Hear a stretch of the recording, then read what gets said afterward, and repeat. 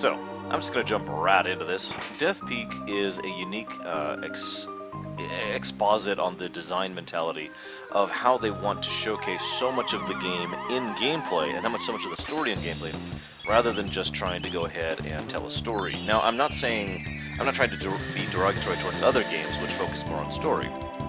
I am trying to emphasize one of the reasons why, despite the fact that overall the 5 points of story in Chrono Trigger are much weaker than, say, Final Fantasy VI, or indeed several other games I could mention, the game still holds such appeal to me, and to many other people. So, this is brilliant, okay? Watch this. Not this. Although that hurts like hell. So if you, when you go to attack, it's automatically on the shell. Pretty much no matter what you do, the targeting auto switches to that. It doesn't memory. It's there specifically to try and trick you into attacking the shell rather than, you know, attacking the head and getting the counterattack, which hurts like hell. These are Lavos' spawn. The DS version makes it much more clear that there are lots and lots of Lavos' spawn. Far more than the, like, 5, I think, total that we fight throughout the course of the game. Which is kind of a terrifying thought when you think about it, but it really makes sense that Lavos would try to spread as prolifically as he could. I know that's not quite a good word usage, but you get the idea. Now we're going to do a specific strategy here, which is this. And we're going to go ahead and pull out Uzi Punch! Hey, Javan, and hi, Psychotic. Hey, Little Billy. Just kind of showing off some of the abilities here. So yeah, when you beat the head, the rest of the creature goes away. Interesting point of note, Lavos' spawn look like the large Lavos. That's significant for many different reasons, not the least of which being the fact that, as we all know, Lavos doesn't actually look like the shell. Like that's not his entire appearance. There's more to him than just the shell, but again, we'll get to that a little bit later. But I was talking about Death Peak. So, Death Peak is the in-between point. I know I've said this a couple times, but in terms of dungeon design philosophy, this dungeon is literally in between all the dungeons before and all the dungeons after, with 2 exceptions after. Now, this is in complete contrast to how standard JRPG formula works. In most JRPGs, the further you get into the game, there's more enemies, sometimes there's more bosses, and usually the enemies get much worse and much more difficult. That's not actually the case in Chrono Trigger. Chrono Trigger does something else. And Death Peak is like the halfway point, despite the fact that Death Peak is fairly long, and feels a lot longer than it actually is, really. Death Peak's actually very short, and has very few enemy encounters in it. Hey, Bregman. Alright, now to respond to Dog Andy's question. Yes, I actually agree. A mechanic that actually has a purpose to do with the story, or with the exposition, or, you know, with the something. In other words, one of the 5 points of story is being forwarded by the presence of a gameplay mechanic. That makes that gameplay mechanic far more relevant, far more purposeful, than simply a gimmick. Lord knows there have been plenty of gameplay mechanics out there that I tend to prefer, or I shouldn't say prefer, but I tend to think of in the gimmick category. But to give you an idea of what I mean, virtually every area in this game has basically 1 encounter per area. I'm saying that wrong. Each screen in Death Peak has a single enemy encounter in it. Now, there's a couple of exceptions to that. For example, there's only the 1 encounter here. There's only the 1 encounter in the previous thing. There's 1 encounter in this room, which is actually on the other side, which we've already fought. There's 2 encounters in this room, and so forth and so on. This is one of them right here. Excuse me. Still getting snuffles here. Hello, Benoth. Beneth? One of these days I'll settle on a pronunciation for that name, I swear to God. But so there's actually much fewer encounters as far as random enemies than you'd think, and the enemies are basically just there to waste your time, or to give you experience and TP and gold. In other words, they're not the difficulty. Instead, what we do have is multiple bosses. There's several dungeons where this is very well personified in the second quadrant, half, you know, design philosophy, whatever, of the game. but basically from this point on, that's going to be the norm. And again, there are only 2 exceptions to that. And both exceptions, well, one of those exceptions was done for, I'm sorry, there's actually technically 3 exceptions, excuse me. One of those exceptions was done for story-based reasons, and therefore is totally excusable. One of those exceptions is weird. We'll talk about that when we get there. The final exception is the Black Omen, also known as the last freaking dungeon, which gets a pass because it's the last freaking dungeon. It should actually be epic and have tons and tons from tons and tons of enemies. All of those enemies are brutally difficult. I mean, most of the enemies, just the normal enemies in the Black Omen, have more health than most bosses in this game do. But anyway, so yeah, we're going to have a much smaller focus on enemies and a much higher focus on bosses. That's pretty much the norm from now on. I like that. It's one of the reasons why this section of the game is so short, even though it is completely chock-packed with content. That's the weird thing. If you think about it, I'm sure several of you who out there who've played this game many times tend to think of getting the epoch as the halfway point, right? So it's like, aha, we are at the halfway point of the game. And yet if you actually sit down and look at the actual numbers, it's more like the 4/5 part of the game, you know? In other words, we are way into the game, and only now are we actually doing all this side quest stuff. But even that feels odd because, again, there's a ton of stuff to do. And it is literally jam-packed with story, with lore, with character relevance, you know. Geez, basically every single arc in the game, with 2 exceptions, is completed in this, you know, second half, or whatever you want to call it, of the game. So the fact that they keep the pace going with this new design philosophy is frankly amazing and awesome. I mean, I'm sorry, but it is. Oh, shoot. I haven't fallen from that in forever.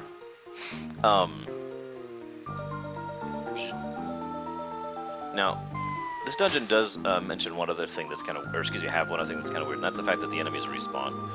Most dungeons in this game don't have that. Some do. Some have, I really should say. Past tense. There we go.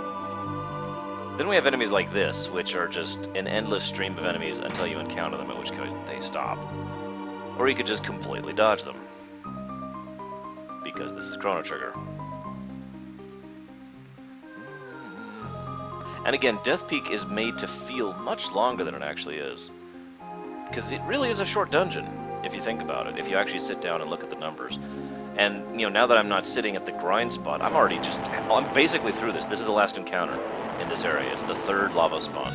But again, 3 bosses in one dungeon? That's unheard of at this point in time. In fact, I believe only 2 other dungeons have done this prior to this. The Chrono lair and Magus's lair.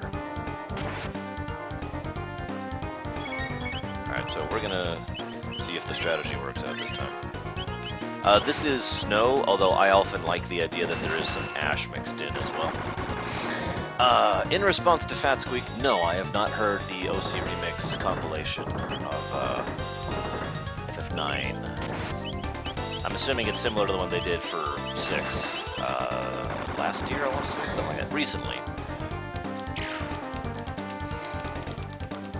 And no, you can't Psychotic. It is not allowed by law. With regards to naming your deck. Now, I have actually spent a little bit of time off-camera leveling. So I'm actually pretty much good for the rest of the game. Like, as of this point in time, as long as I keep fighting the things that are in my way, I will be good for Lavos. By the way, this is another excellent little example of basically hinting at something for the party without just spelling it out for them. In other words, every other Lavos spawn has died and faded, this one does not. So even if you didn't hear the push the shell, climb the shell, you still probably know what to do there. Now, I hate to do this, but does anyone remember who we voted for to be at this cutscene? Oh, thank you, Javan. That's exactly what I was just asking. Luca was in the party because I was finishing up Tex. So that's, yeah. She knows Flare now. I'll show that off soon because it's an awesome spell. And she's done. Marl is now done. Robo still needs Electrocute. And Magus still needs... Oh, Magus is now done. So that's... Robo is the last person to finish, which, if I'm not mistaken, is the norm. If by memory, Robo always takes longer than anyone else to finish, either because he just doesn't have, he's not in my party all that often, which is possible, or because he takes more TP to finish. I'm not actually sure which it is. So, there are, a bit really quick, there are 3 possible outcomes for this section. Actually, we're going to do one other thing here. Outcome number 1 is if you have Marl, so she has a little cutscene. Outcome number 2 is if you have Luca, she has a separate cutscene. Outcome number 3 is if you have neither, when you have a cutscene that's really, really short and nowhere near as heartfelt, and it's just kind of generic. I do not know off the top of my head what happens if you bring Luca and Marl. I believe Marl takes priority. I don't actually remember. Let me check my notes. Did I say anything else about Death Peak? No, I think I already get that, but the game does... Sorry, this is still a review. I am still adding some pluses. So that is a gameplay plus 4. That's basically for the new dungeon design, because I think it works. I really do. I think it's like...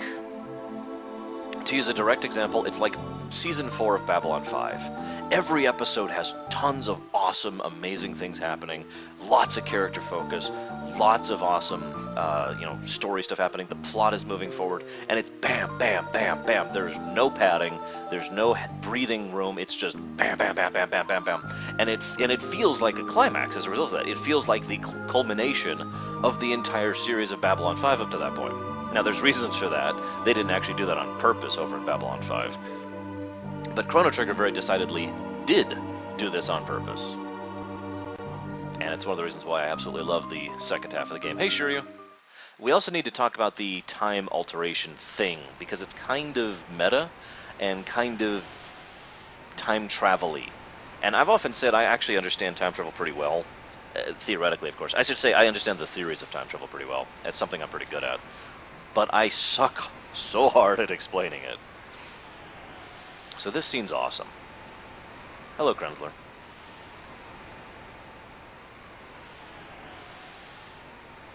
How could you, Banoth? It's okay, I have several viewers who haven't yet. Hey, Darkrai.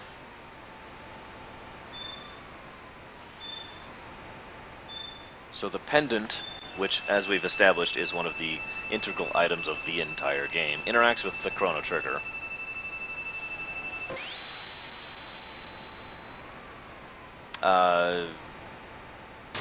I prefer the time is a linear line theory. That's my terms, Banoth. Basically the idea that you can't alter time. If you time travel, what you were doing always happened. There is no original timeline. There's no multiple branches. There's no multiple dimensions or infinite universes or anything like that. There is one timeline that has always been the way it always will be. So there's no changes happening. That's my personal take on it. Or not take, but that's my personal preference. And that's how it works in the Imperium, if you're wondering.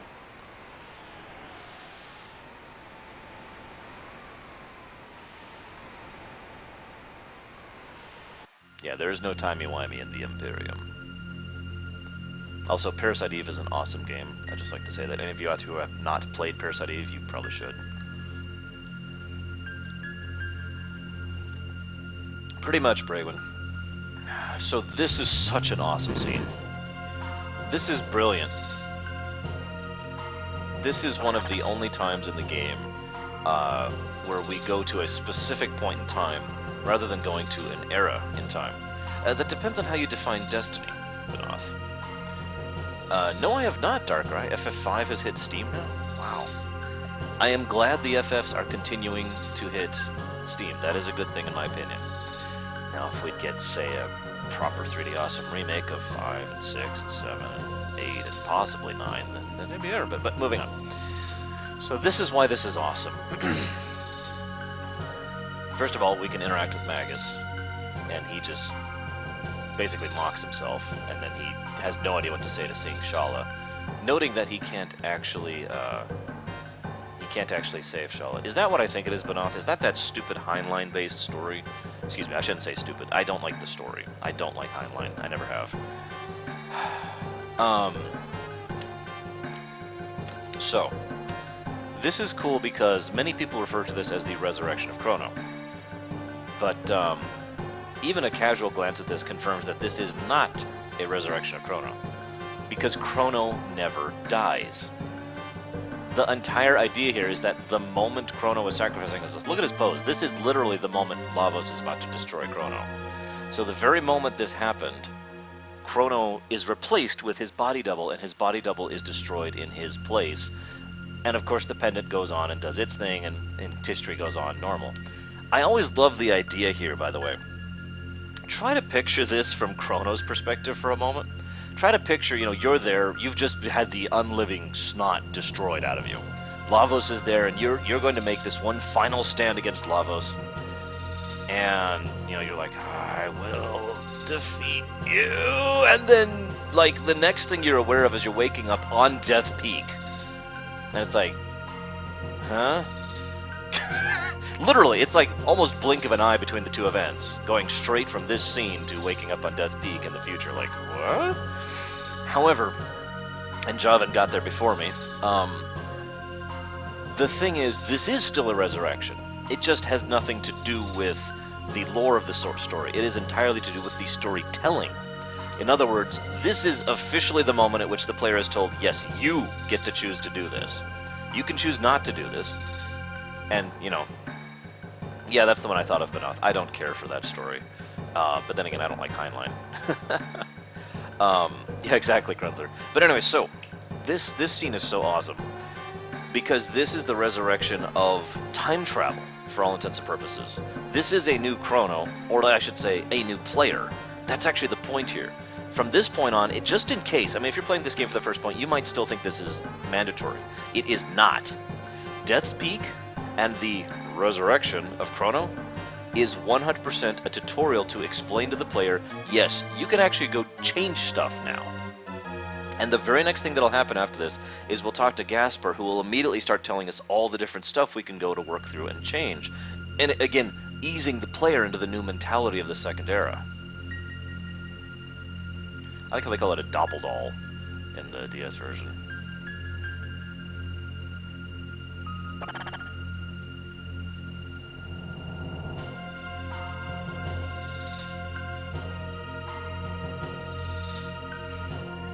I always feel bad bringing Magus to that moment.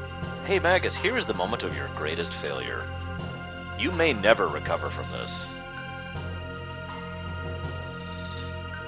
The irony is, given the massive importance that Shala has to the timeline, I imagine a Chrono Trigger situation would also work with her. Maybe. Depends on how you define what Shala has become. As I've said, I perceive her as the entity, rather than the planet, or the player.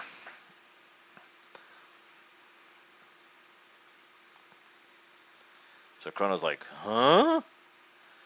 It's one of the reasons I like this scene. Luca's scene kind of emphasizes the point a little bit more. Damn it, Miyamoto, stop being weird.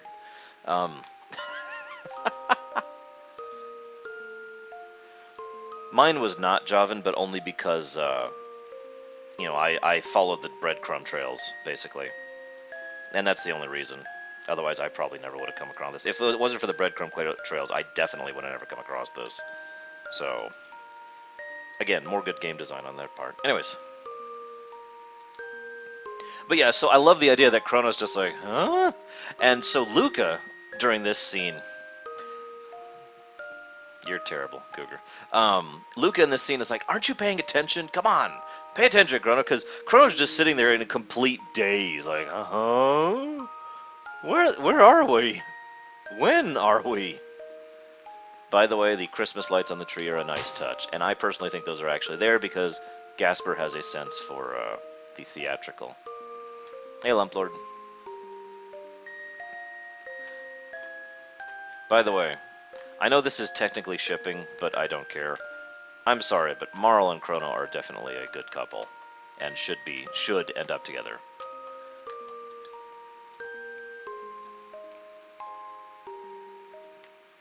Yeah, and Magus is with us. That's even better. So he's like, so there's Frog, and there's Magus? Huh? So then we talk to Gasper, and this is what I was talking about. Again, I already gave it the plus relief. If you want to thank someone, yeah, blah, blah, blah, blah, blah. By the way, the Wings of Time have come looking for you. Of course they do. Many paths lie before you, and this is great. You can choose to leap through the bucket. You can fly the wings of time to the Day of Lavos. There's the Black Omen, which straddles time. We'll talk about that in a bit. So you're told flat out, these are your options for fighting Lavos. Then there's the Forest Quest, Ozzy's Fort, which we already poked at, 2300, the Genodome, the Son of Sun, which leads into the Sunstone, which also has to do with the Rainbow Shell quest. Cyrus's Ghost, one of my personal favorites. There's the Rainbow Shell. Sorry, it has a specific thing. Now, that line was really badly translated. There was a line he said, which he says, someone close to you, he basically said, someone close to you needs trouble, find them and talk to them fast. And most players, myself included, always assumed that meant there was another quest, and we all just kind of assumed that was Marl's quest, right? It's not. The Rainbow Shell is Marl's quest. It's just badly translated. No, Fat Squeak! And if you want, I'll talk about that now. I've been looking forward to talking about that. This is so beautifully meta. I love it. Love the game design of this game, really. Alright, so we are going to go ahead and get Chrono in the party because he's a powerhouse. And we'll go and get Isla in the party because she's a powerhouse. This is pretty much my default team right here. There it is, Berserker Ring.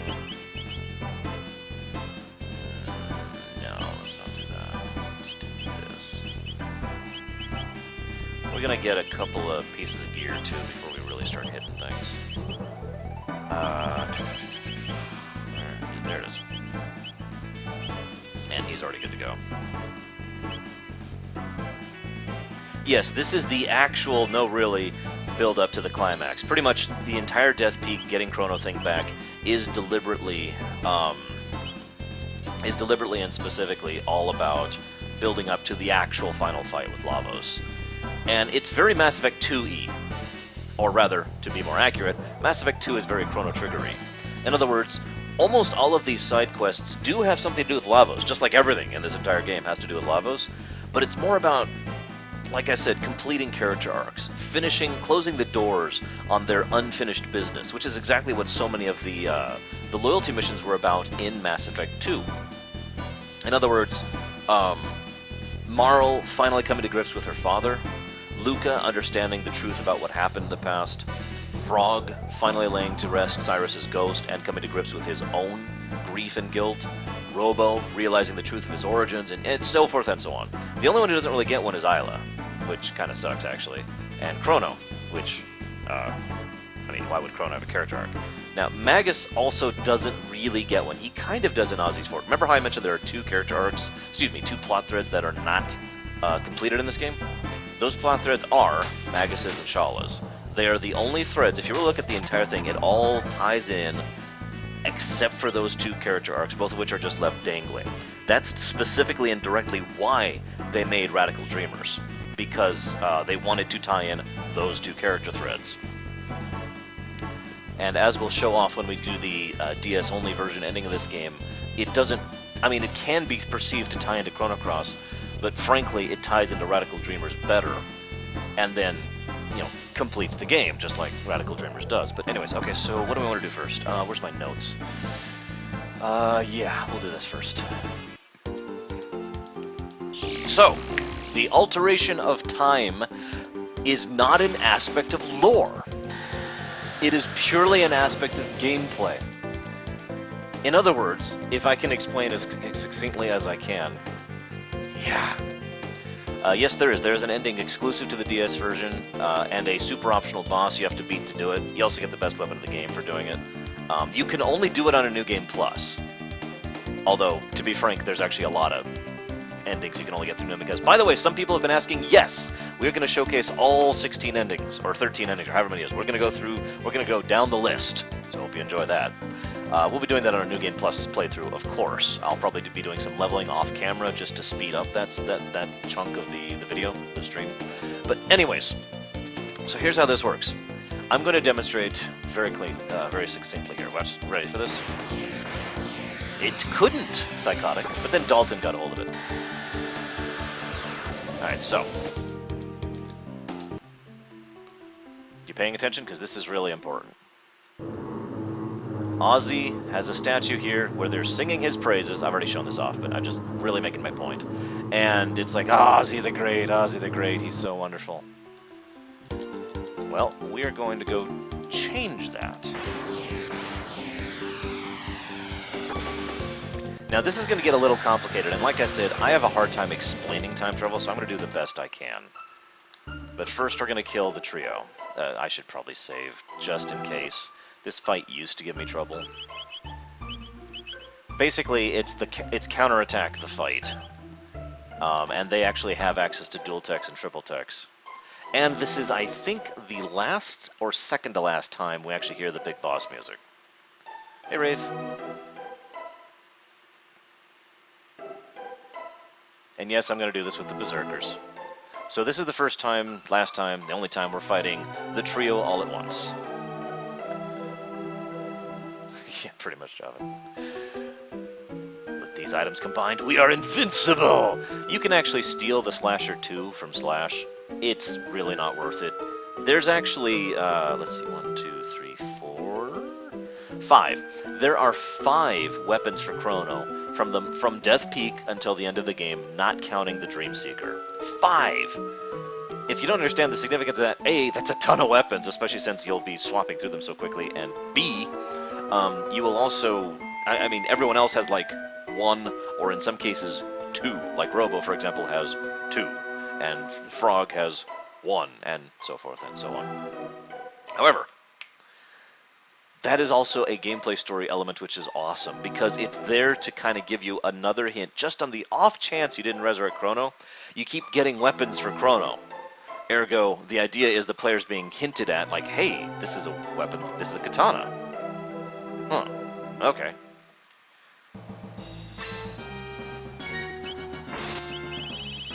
So, I haven't shown this off. Well, actually, we'll go ahead and do this.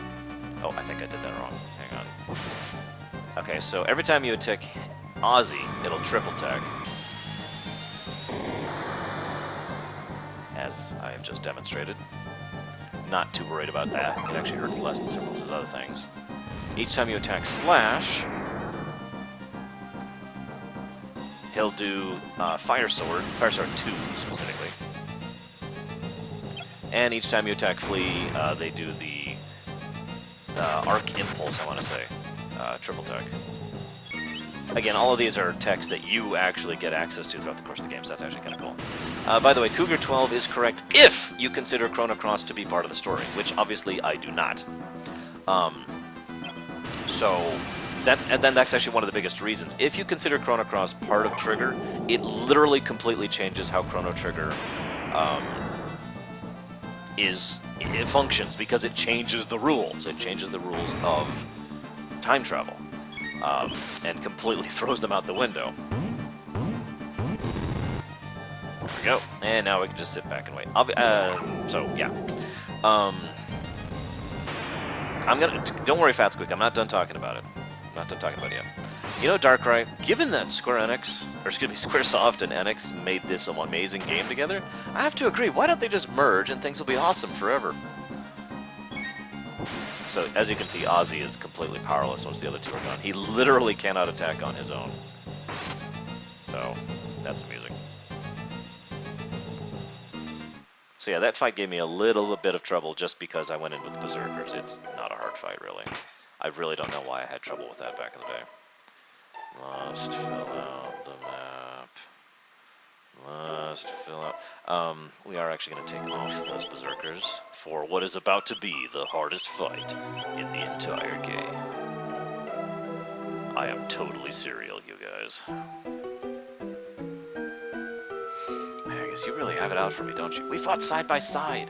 You said you wanted to create a world for fiends. It was all a lie, wasn't it? You used me. I sought power, nothing more. Surely the howling of those bitter winds does not escape your ear. The end draws nigh. You can't defeat me. What would be kind of fiend-kind? I can't lose. I won't. I'm invincible. So, he's learned from the last time you encountered this guy. You hit the switch.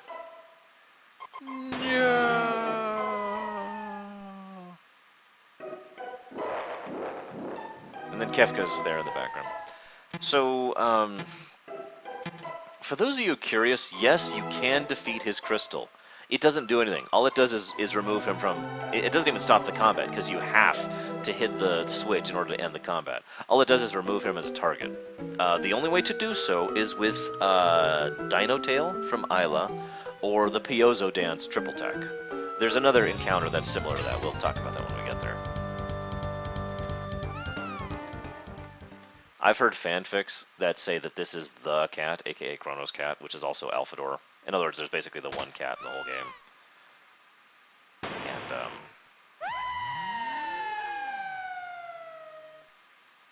And Chrono, or not Chrono, excuse me, Ozzy is dead, so to speak.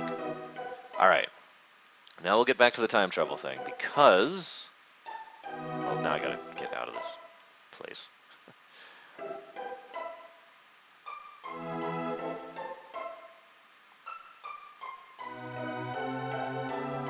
Must fill out the map. Must fill out... Oh, sorry. So watch this. This is why I wanted to do this back to back, so I can really demonstrate what's going on here. So we, the players, saw what happened before, right? Notice the music's changed. No statue. Life is good. Why do I always get stuck cleaning the things? Such a lovely day, isn't it? And the mystics are actually willing to play with us.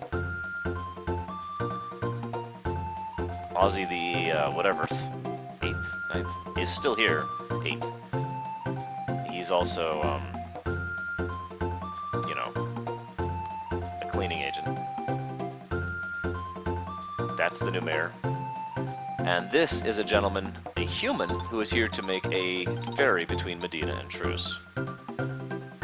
So clearly, history has been completely fundamentally changed. Instantly, exactly as it should. No shockwave effect, right?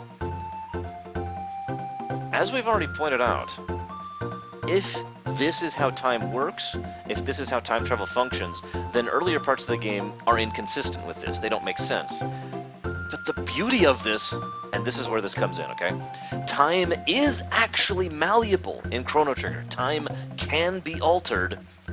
However, if you were to pull yourself out from the time stream and just looking down at the line and see the time changes as they're happening, and I know this is why it's hard to explain. But if you watch the time changes as they're happening, it does appear that time is changing, but if you look at it from the beginning to the end, time never actually alters. But this is how this boils into gameplay, okay? In other words, these actions that we do to change history are a decision made by the player, fully 100% optional. We can go back and change history and make things better and do all this fun stuff if we choose to. Whatever we choose to do, that's what always happened. You with me? In other words, time is a linear line. It's just that we get to decide what that line is. We, the players, do. This is why I say this is meta. Me, the person sitting here with the controller in my hand, I'm the one who gets to decide what that linear timeline is. I get to see what the consequences are of not doing so, and decide if I want to change them. But time, from a lore perspective, does not actually alter. You with me? Now, even that isn't actually 100% getting across the point, because time in lore sense does alter, it's just it always altered. And I know that probably doesn't make sense. But it is a thing, and it's its own type of paradox. In other words, the time travel was always going to happen, it was always going to make these events happen. You with me? It's just like I said, the only real difference is we decide which alterations happen, as opposed to before this time, all those alterations were decided by the plot. That's the agency that the second half of the game gives us. And that is why the gameplay is so freaking awesome, and it gets that a plus. Did I already give it a plus? Javin? Someone? Anyone? Because that plus needs to be there. This is brilliant game design, in my opinion. In fact, I'm going to give it a plus for story, too, because this is the only way in which, well, excuse me, this is one of two ways in which this game is self-consistent. Exactly, Dog Andes. For the first half of the game, we change nothing. We affect nothing. All we do is complete the timeline as it already happened. There's several examples. I've been pointing them out as we go. That's a good question, Bregman. In my personal opinion, yes. And there's two reasons for that. One is preference, and one is a few interactions with the party members that indicate that they remember the alterations in time, even though time is altered. It is very easy to perceive that the party, who is interacting with time constantly, even when they're not altering it, are more than capable of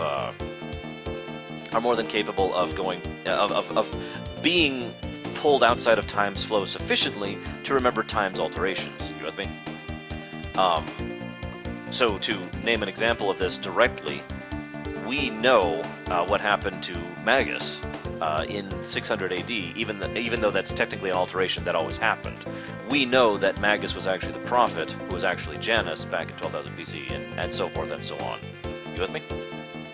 So I hope I've explained this correctly, because, again, this is ruddy brilliant. I absolutely love this approach to time travel, because it is purely at the whim, at the choice, at the hands of the player. Yeah, what Javan said there is so accurate. The first half of the game is all about Lavos and Shala, doing their little tug of war between each other. And we're just completely at their mercy. We have no capacity to change anything in that. And the second half is the player, not Chrono, although you could argue it's Chrono, but the player saying, no, I'm going to start making this. And again, and actually taking action and taking responsibility for those actions. And it is freaking brilliant. You know what? Yeah, I'm going to give another plus to the gameplay. I don't even care. I have just spent like 10 minutes explaining why it deserves that. So this is another of the weapons Chrono can get. It's totally freaking worthless getting that weapon. You need to get... trust me when I say this. This shield is actually one of the best shields in the game, right here. This is the Guardian Helm. It auto-casts Protect. And my personal favorite setup for characters... Well, there's actually several ways to set up in truly optimal format, but one of them includes having a Protect Helm for women specifically, because you can have a Protect Helm on, auto-safe, you can have a Rainbow Dress on, auto-shell, and then you have, well, that's it, that's all that really matters. So they are ridiculously invincible to everything, basically, at that point. That's the defensive build. I have an offensive build, which involves a Haste Helm, and a few other things. But anyways, moving on. Where am I going? Okay, so that was Ozzy's Fort. I already kind of talked about that. Right. So let's do the oddity.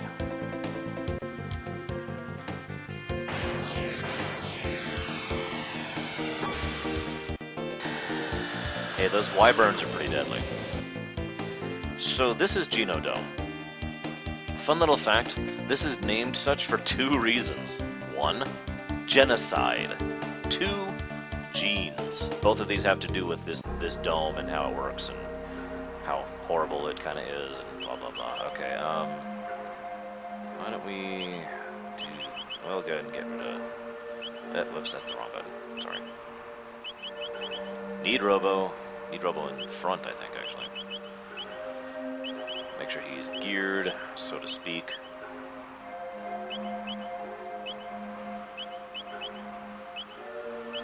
Yeah, so this place, I gotta be blunt, I'm not actually fond of, and we'll talk about why as we go through here. This is probably the only exception in, like, the whole damn second half of the game that I honestly think might actually deserve a negative point. I'm not sure it does. We'll decide as we go through here.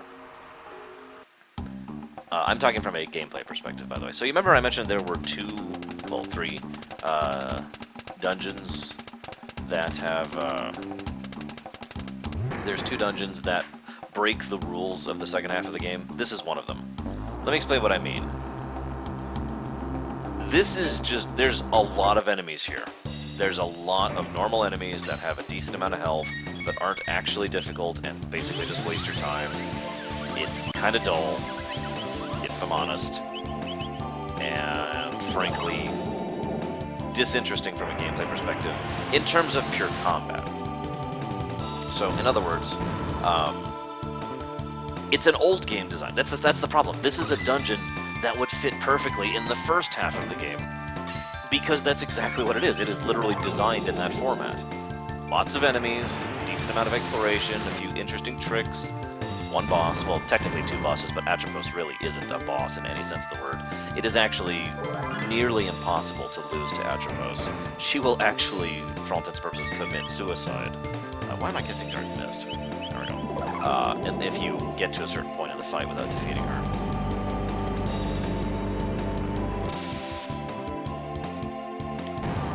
Also, I am glad your leg is better today, Bregman, and I hope you get that fixed permanently soon.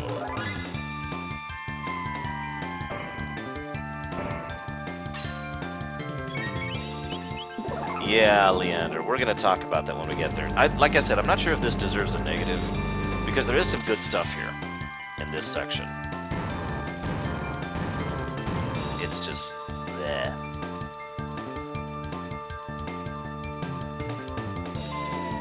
By the way, this is another of those mini-bosses I referenced earlier, back in the Undersea Palace.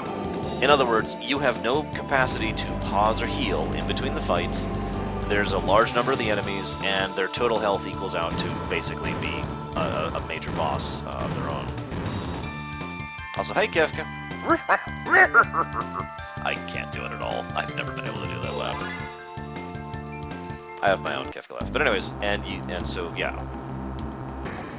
Also, that right there is my friend Eric's favorite leveling spot, like in the game, because you can just loop that. You can just go back and turn on Berserkers and put the controller down for a bit as you go around. So,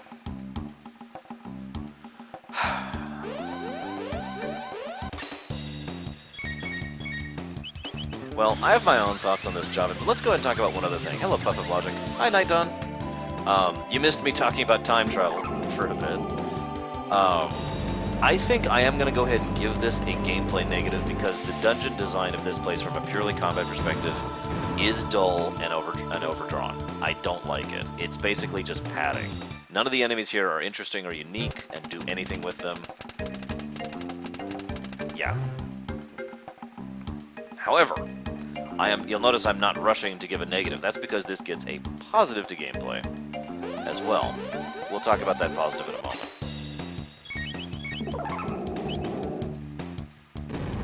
Yeah, it is also somewhat backtracky. I'll just go and tell you, the positive is this is actually a puzzle dungeon, believe it or not. It's not the most significant puzzle in the universe, or difficult puzzle in the universe, but it is a puzzle, and it is interesting, and frankly, it's actually kind of fun. You can also get to the terminal here and get hints about how to do, all the things that you need to do puzzle-wise, just in case you don't figure it out. That up. You can also get some decent TP in this section from these things. These are incredibly weak. Also, you're going to be seeing a lot of dark matter from now on. I'm sorry, but I love this spell. So, yeah, the end. You'll notice we're still getting TP. That's because Chrono has been out of the party for a bit, so he doesn't actually know Luminary yet.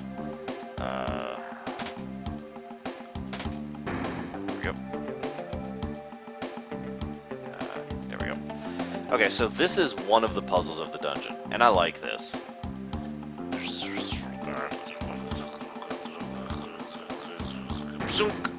And you put power into the door, and there you go. I just think that's a cool little mechanic. I also like the fact that you can run faster than the lightning, especially under certain circumstances, which will show off when we do the second one.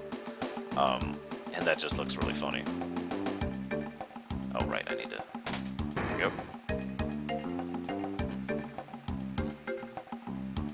So that's the gameplay positive. Well, one of them. There's another one. Oh, the other... Okay, I'm sorry. There is one other... that is very true of Bragwin, and very significant for the lore of this game, if you think about it. But anyways, there is one other thing I don't think is good game design for this area. There's actually a fairly large amount of treasure in this dungeon. Ultimately, though, none of it actually is worth a damn. There's only 2 things that are worth getting here, equipment-wise, really worth getting, really valuable. One of them you get from the Atropos encounter, so, you know, it's not even a chest or a boss, it's just doing that. The other one you get after you defeat Mother Brain.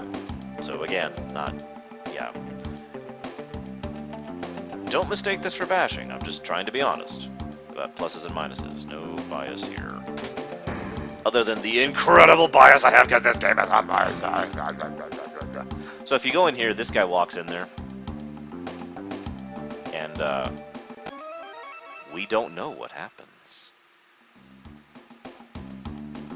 We don't want to know. Don't have an ETA yet. I don't.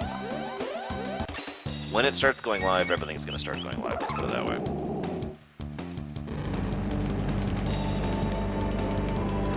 I'm one of those weird people, especially in JRPGs, who likes to say hi to the Borg. Resistance is awesome.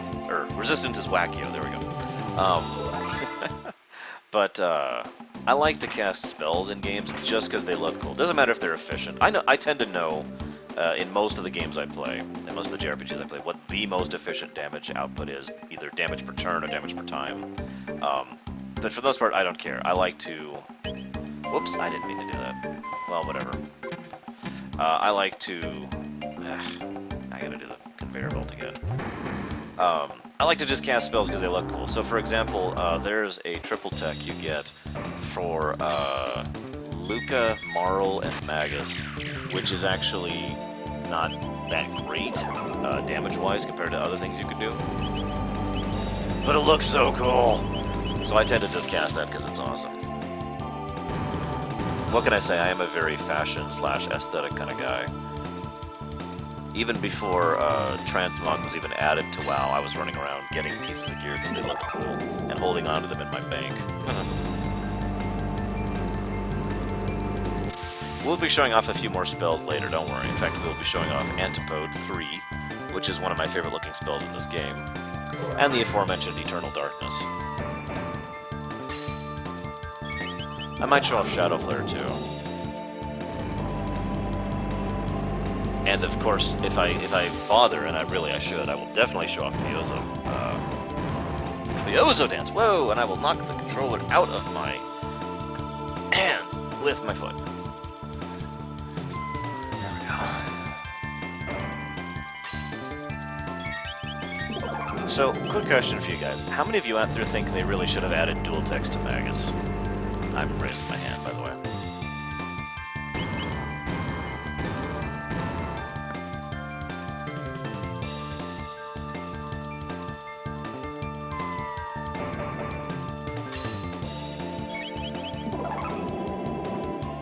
I mean, I'd say Magus should have triple text, but then you'd all just look at me weird. But he should definitely have dual text. I think they could have done so many cool things with a master dark mage, or black mage like him. A Golbez mage, basically. Ah! Arsh has learned Luminaire. Fantastic.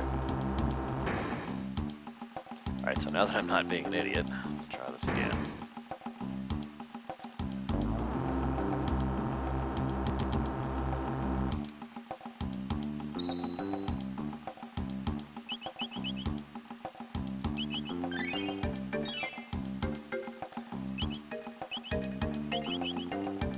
While I agree with you, Javan, I still think it would be awesome. Oh, by the way, one other interesting tidbit that I wanted to point out. Most people in this game have dual text between each other, of course Magus being the exception. The really funny one, though, is there is one character who is basically the pinnacle point of dual text. Like, if you were to number out all the dual text in the entire game, and if you were to separate them into 2 categories, dual text that include Chrono and dual text that don't, The ones that include Chrono would vastly overwhelm the others. Relatively speaking, I really should say.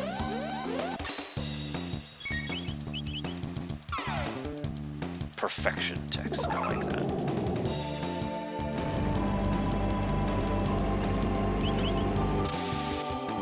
I guess I'm exaggerating a little bit, but I think you get the idea. Chrono has dual text with freaking everybody, and it's awesome.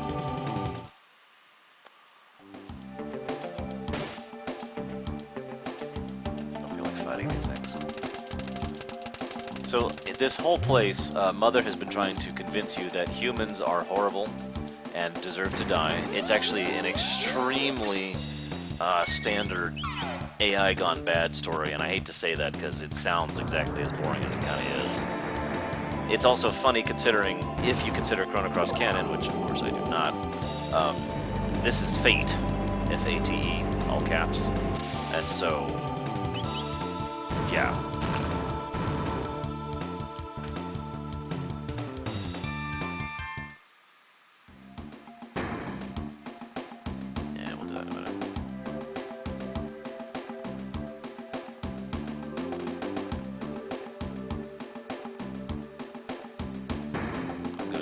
Heal in.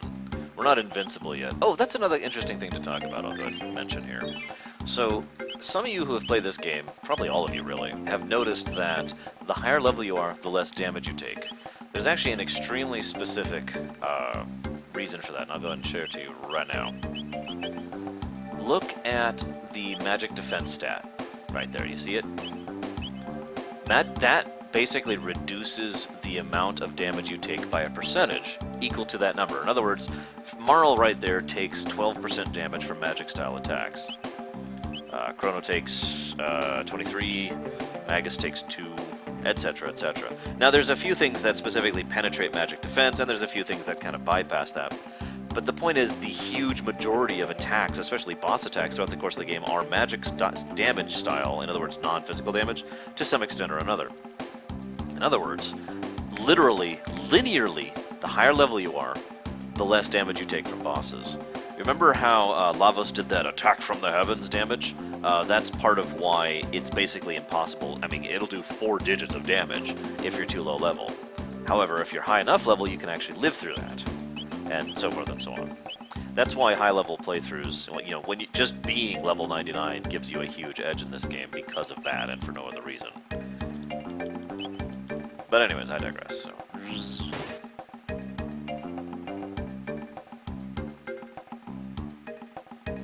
I've got it, guys. I've got the perfect answer. Magus has dual text with one other party member. Just one. And that party member's name is Shala. What do you think, guys? And this is when I get stoned and hit with sticks.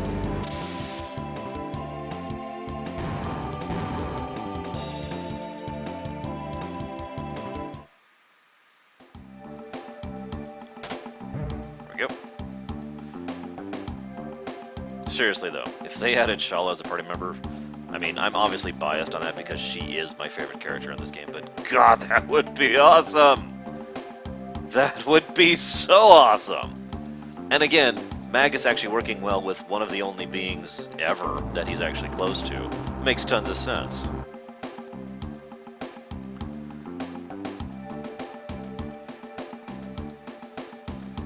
Whoop, whoop, whoop, whoop, whoop, whoop. So I haven't been talking much about the lore of this place. Let's go ahead and talk about the lore briefly, okay?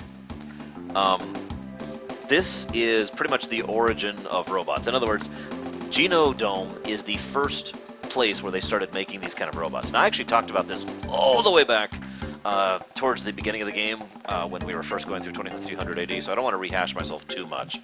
But the idea is that as we've been going throughout the game, Mother has been improving and changing her strategy and basically trying to make better and better robots, specifically and deliberately to kill off all humans to establish this new robot paradise where there is no organic life. After all, the robots don't need organic life, right? Well, they kind of do. We'll talk about that in a moment. We'll talk about that in a moment. Is Atropos here yet? Nope, looks like no. Chakun, because Robo's awesome.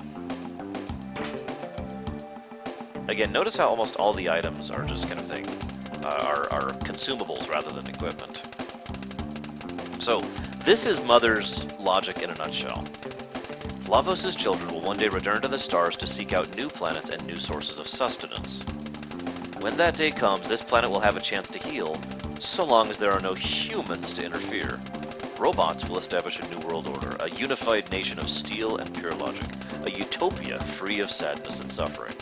Evolution has chosen us. We are the seeds of the next generation. Your species is obsolete. Cease your foolish struggle, and surrender yourself to the fate of all failed creations.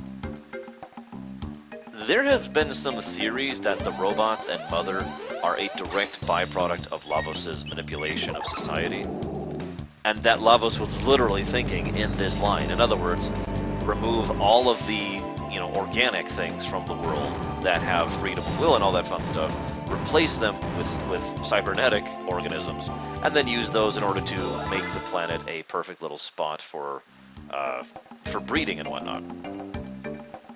And I have to admit, that's kind of a compelling theory when I think about it. So that's a person on a conveyor belt.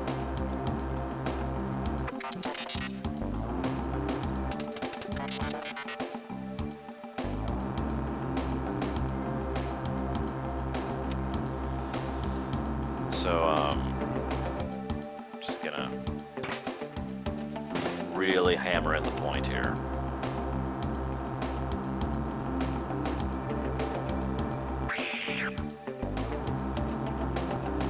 God, that makes me cringe every time I see that.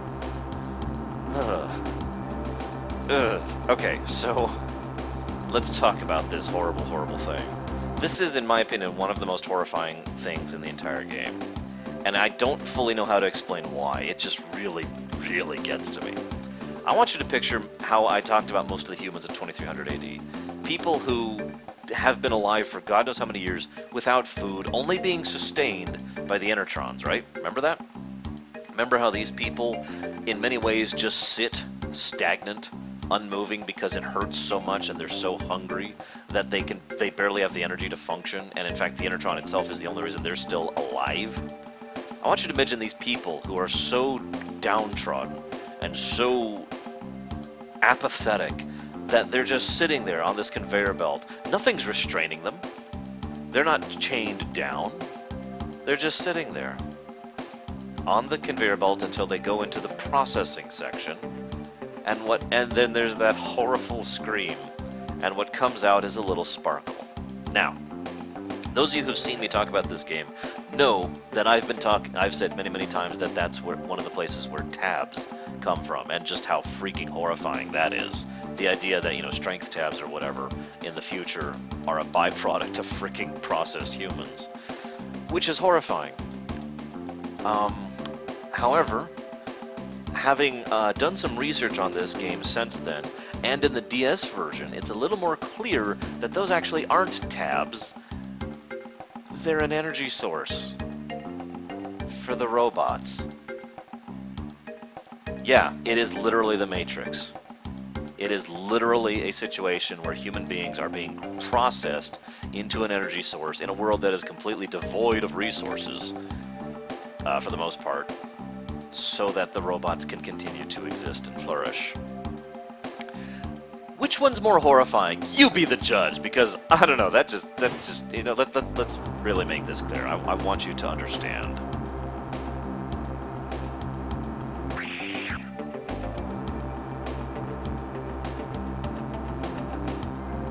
My friend Vincent, who I've mentioned several times playing through these games, is one of those gameplay not story kind of people. You know what I mean by that, right? The kind of person who just doesn't actually care and will go ahead and eat. It doesn't role play, doesn't care about being a jackass in the game, because he's only interested in the gameplay benefit, right? Even Vincent, when we get to that scene, he's just like, ugh. Because, yeah.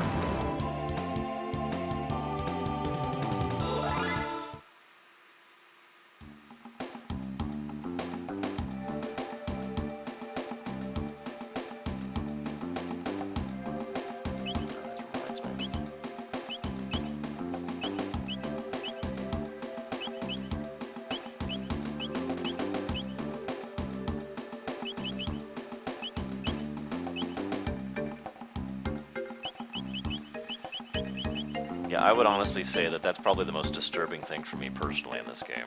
It's a very personal form of despair and horror and disgust and just a lot of messed up stuff. Also, this was before The Matrix. I just feel like putting that out. That's pretty much what I think of it, Bregman, yes, absolutely.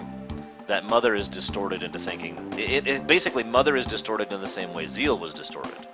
Just, you know, in a different direction. Okay, so, wait, did I open the door? Hang on, let me go check to make sure I did that real quick.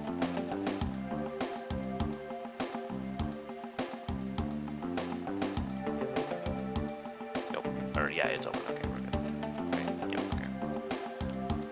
This is the other, well, we're not actually at the other puzzle just yet. We will be in a moment. Which one is the don't wake up pill, Darkrai? I think it's blue. It's been a while since I watched that movie. Yeah, and then you completely outrace it. I just find that amazing. I used to have the hardest time making that happen. More consumables. So, okay, some people dislike this section. This doesn't bother me too much. But, it is worth noting that the pathfinding of this thing's ability to follow you is a little wonky, so you kind of have to nurse it to the direction you want to go, otherwise it'll get stuck on the walls like it is right now. This is effectively the second puzzle of this dungeon. You know, honestly, Leander, that actually wouldn't surprise me too much. Like, really, it wouldn't.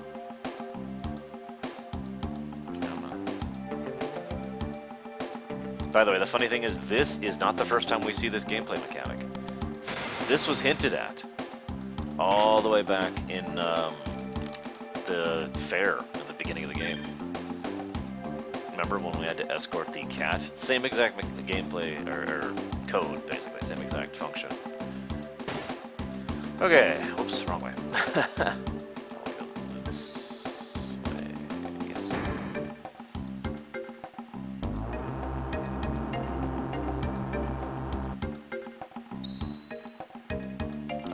Last of Us is currently on my forbidden list, Nighton. It's one of the very, very, very, very, very small list of games that's on that forbidden list. You know, I don't know Bregman, but I like that idea. Alright, so, here's Atropos. For those of you who don't get the point, Atropos, one of the Fates, etc. Also Fate, that also ties in there, and of course Prometheus, that ties in too. So I've actually kind of already talked about this scene, as weird as it sounds. It is worth noting that what Atropos says here is technically a truth. In other words, things I refuse to ruminate on, Darkrai. Or if you're asking for the actual list, I'd have to...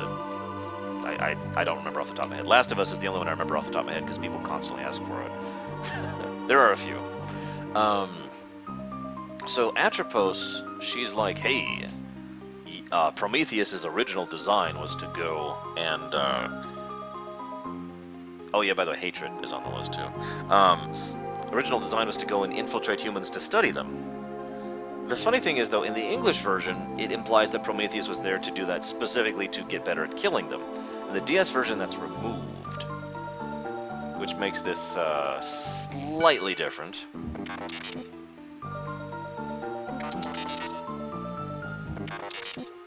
I also like how they use the same sound effect with a little bit of a variant on the file, so it sounds different.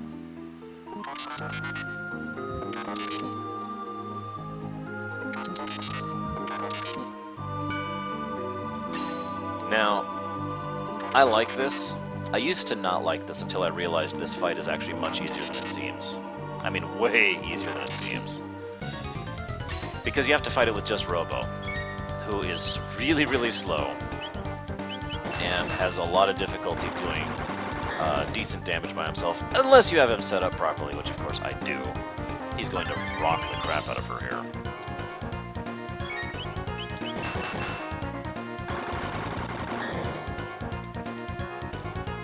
One of the other things this cutscene gets across, though, is how crude Mother Brain's methods are.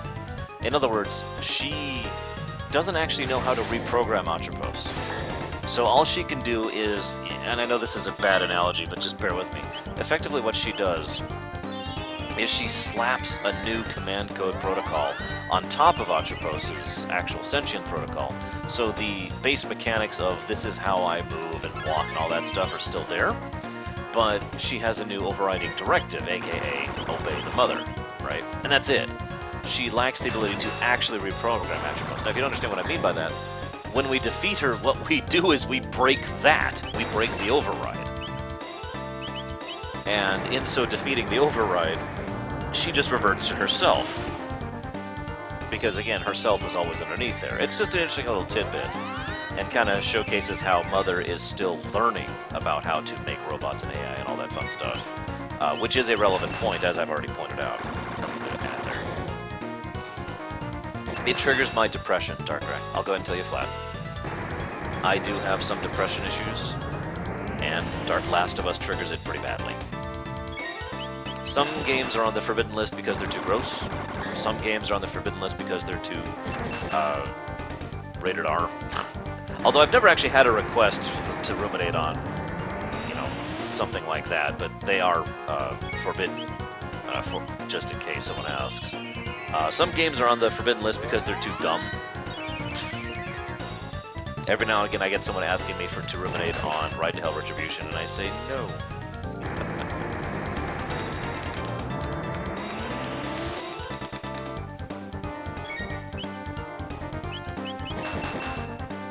Janus, okay, that's not a quick question, but Janus ended up in 600 AD, was found and effectively raised by Ozzy to become the new leader of the Fiends under Ozzy's new mentality, and took on the title and moniker of Magus. In other words, Janus is Magus, spoiler alert. So this is what I was talking about, and yeah, what Javan says here is a good way to think of this. The robots in the future are primarily hardware. There's actually not a lot of software keeping them going. Now, this is a distinct difference from not only a lot of science fiction. I mean, remember the Doctor in Voyager? He is literally software. There is a hardware aspect to him, but that is irrelevant to him. He is effectively just a program. By contrast, this is like the exact opposite, that massive amounts of hardware being the actual things that makes us all work. So we literally break part of the hardware that Mother had put on top of her, leaving the original core hardware underneath intact. And what Bragwin says is absolutely true as well. This is another reason why I've theorized more than once that Mother is connected to Zeal in some way or another, either as a backup actually made by Zeal, or something that was deliberately designed thanks to Lavos' interference in order to be a new Zeal or something like that. Because there are a lot of similarities between how Mother and Zeal both function. And yes, the robots are absolutely stagnating, just like Zeal did. It's really analogous between the two. And in both cases, it can be tied directly to Lavos. That's the thing. That's the really interesting thing about Lavos. Lavos encourages growth and development and exploration and all those things that we consider to be good things in human society, right up until you hit a certain point. And the moment you hit that point, he's like, whoa! And he just like pulls back on the reins, metaphorically speaking, so that the society, now it has reached the optimal point, now he wants it to just sit there, because he's not interested in us as a people, he's interested in us as a food source. So he is literally trying to optimize his food source, just like we in real life do with plants and animals, for example. And once that they reach that certain point, he goes out of his way to ensure they don't continue to develop.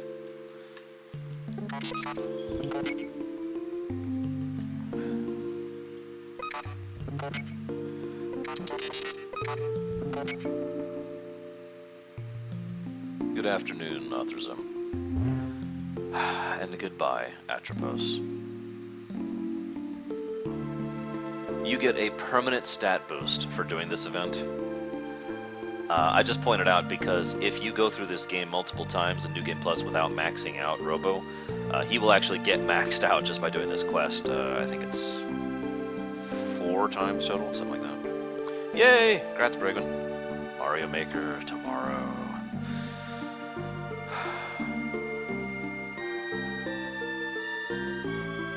Well, see, the thing is, Night Dawn, remember that when I say food, I don't mean literally. He doesn't actually eat people. He consumes their genetics, their ideas, their DNA, their concepts, and all the resources of the planet. The actual resources of the planet, those are the literal food. The people are being harvested in a much less literal and physical way. Also, bonus to music and sound, this song continues even after the cutscene ends. Speaking of which, just to give credit where credit is due, or rather to share all ideas, I have heard a theory that the energy capsule things that are being produced here are actually an energy source specifically for the lava spawn, not for the robots. And the robots themselves probably don't even know that.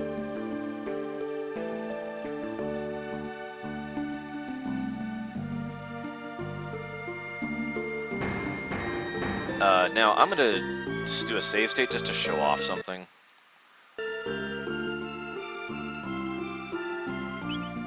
Yeah, exactly, Leander. Why don't we go ahead... Jeez, I really need to go get some more gold studs. Like, soon. I may do that next.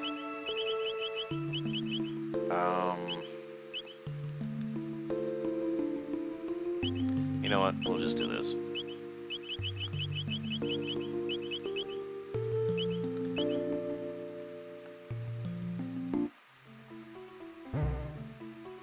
Now, this is the unique part. Remember how we just talked about the hardware-software thing? By contrast, Mother is primarily software, making her the unique one. She is still reliant on hardware, of course, but she is effectively a hologram. At least until she becomes Fate, but as I said, we're...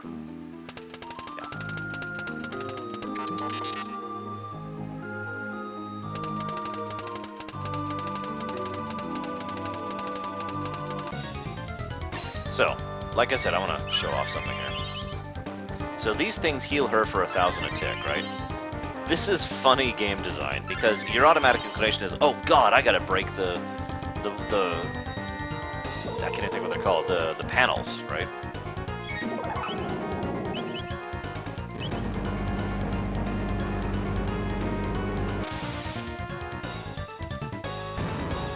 So that's all 3 panels gone.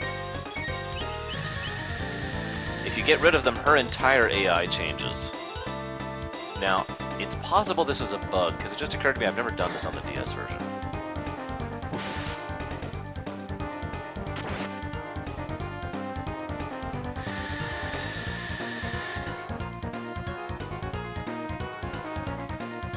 It's kind of an abstract concept, Night Dawn. The idea is that it really, is consuming knowledge specifically to be capable of functioning as a further life form, and, again, to reproduce.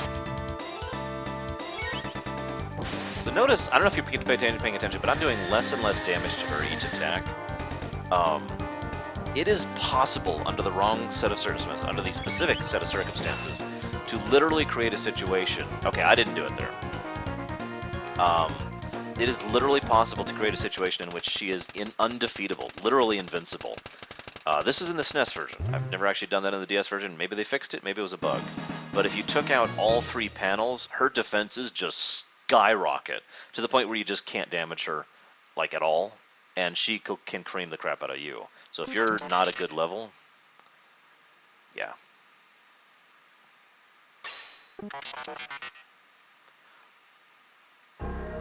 So Robo now knows his past, his purpose, and has rejected both. Because he's Robo and he's awesome like that. Oh, right, I didn't even talk... Okay, so I already... yeah, I already talked about all of the notes I had for Genodome there. Yeah, by the way, Aftermath, I have found a couple chapters of that. I think that's how we'll phrase that statement. And didn't care for any of it. So, yeah.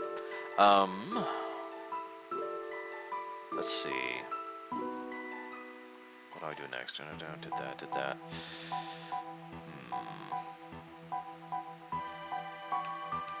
I am definitely looking at you that way, Bregman.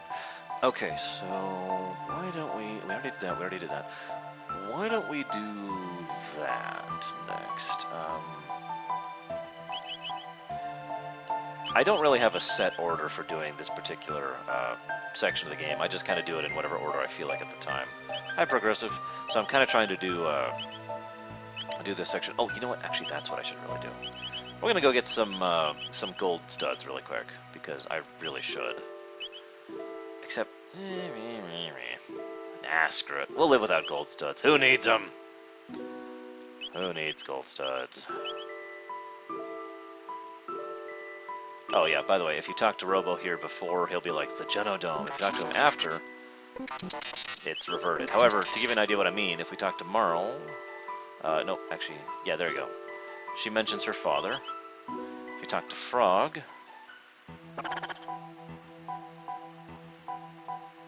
This is what actually happens. I kind of skipped this with Genodome. It actually shows the area where the quest is at, and the relevant party member says something about it, which is, again, some good design. I've already given plus for that, though. Yeah, you missed the big time travel discussion, Progressive, about this section of the game. So we've got technically 2 more things to do in this part of the game. Be honest, how many of you guys just got curb stomped by this boss the first time you fought him? And I am absolutely raising my hand. I just got destroyed by this guy. There is actually, there are 3 strats to this guy. One is the intended strat, which I'm going to showcase. One is to have all fire-absorbing equipment, and then just burn through him, which actually takes a while, but is a valid strategy, and you're literally invincible that way. The final strategy is to simply be really high level and burn through him. Once upon a time, I called this the hardest boss in the game. Now, as Javan and I were discussing some time ago, this is the other big boss fight, big boss song. Son of Sun and the Mystic Trio. So, here's the intended strat. You ready for this? He does that. We have to figure out which one it is. So I'm going to pick that one, which I usually do. Nope.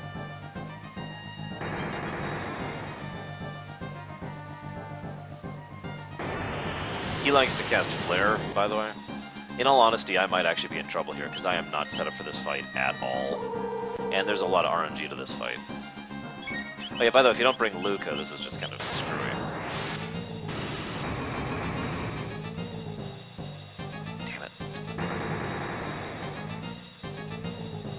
Oh, right, you can do this, too. I'm stupid.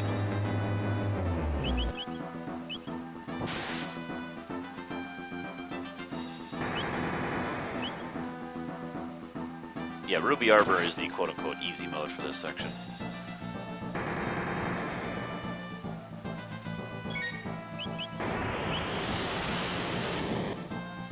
Note that I have, like, no healing at this point. Did I save or save state? I don't actually remember. And I don't want to load state, because I might lose progress if I didn't.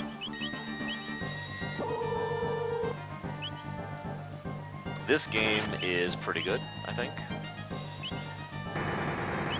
Wow! So, I actually usually get pretty lucky with this thing. To have it be the last one is very rare for me.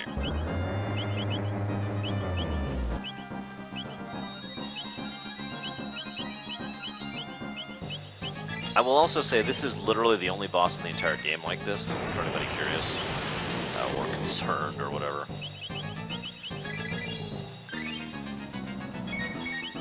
So we're actually going to spend a turn just healing up in preparation for the next thing. It is pretty good, Nothrazin, give or take, so he's going to do another roulette. I haven't even shown off the proper way to kill this guy yet. Oh my god, I am just having terrible RNG on this. Of course I am, I'm streaming. I always have like the worst RNG. There we go, okay, so this is how you damage him. There's actually a 4th strategy to damage him, which is very time consuming and only worth doing just for bragging rights. Basically, you can bypass all of his defenses and hit him directly with the 2 attacks that do exactly that. Dino Tail and Poyozo Dance, I've mentioned that already. That's true, Knockerson.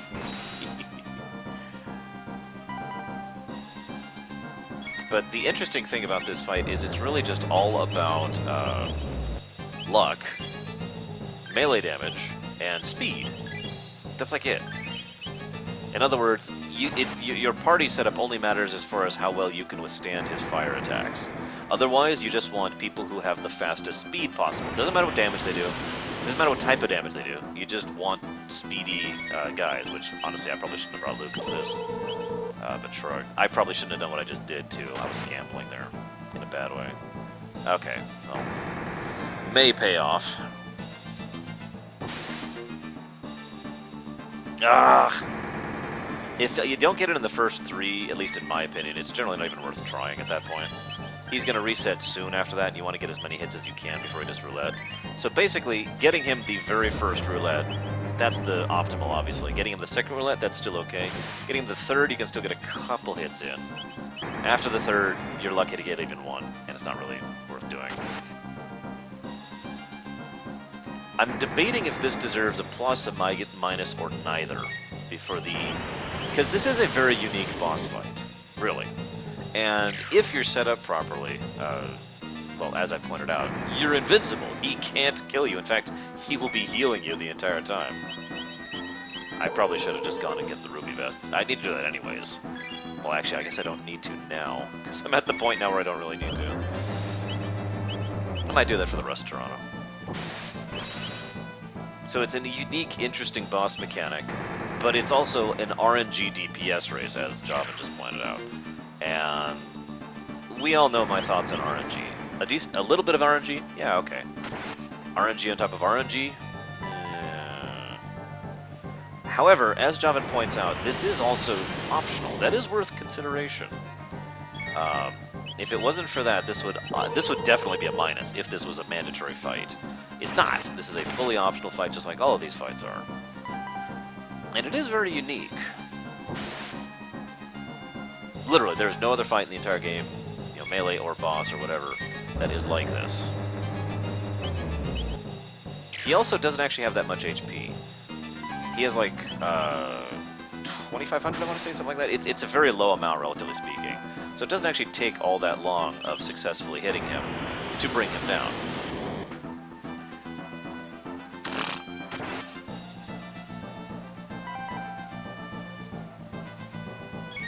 And yeah, there you go. As I was actually about to say, I know for a fact I'm going to beat him this round based on how many times I've hit him.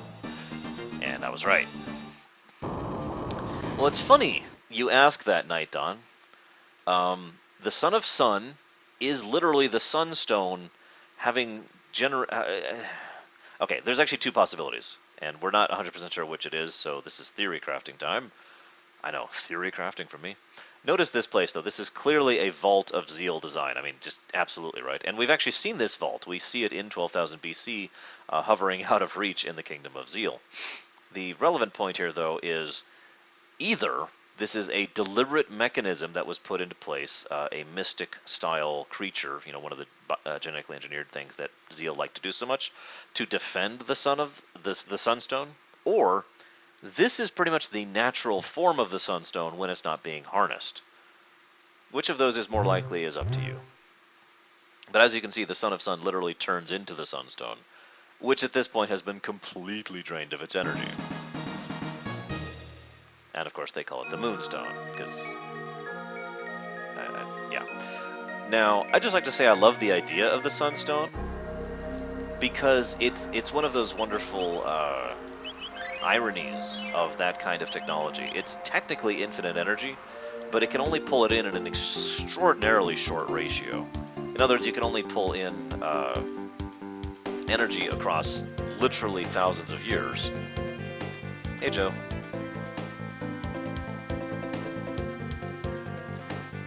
Now, the hints here are pretty obvious. There's actually several hints in the Kingdom of Zeal and in the dialogue we just got that's to say, you know, you should probably go put this somewhere. There's someone, and I forget who, but someone in the game specifically references that there's one spot in the world that always sees the sun. And, you know, it's here, the Sun's Shrine.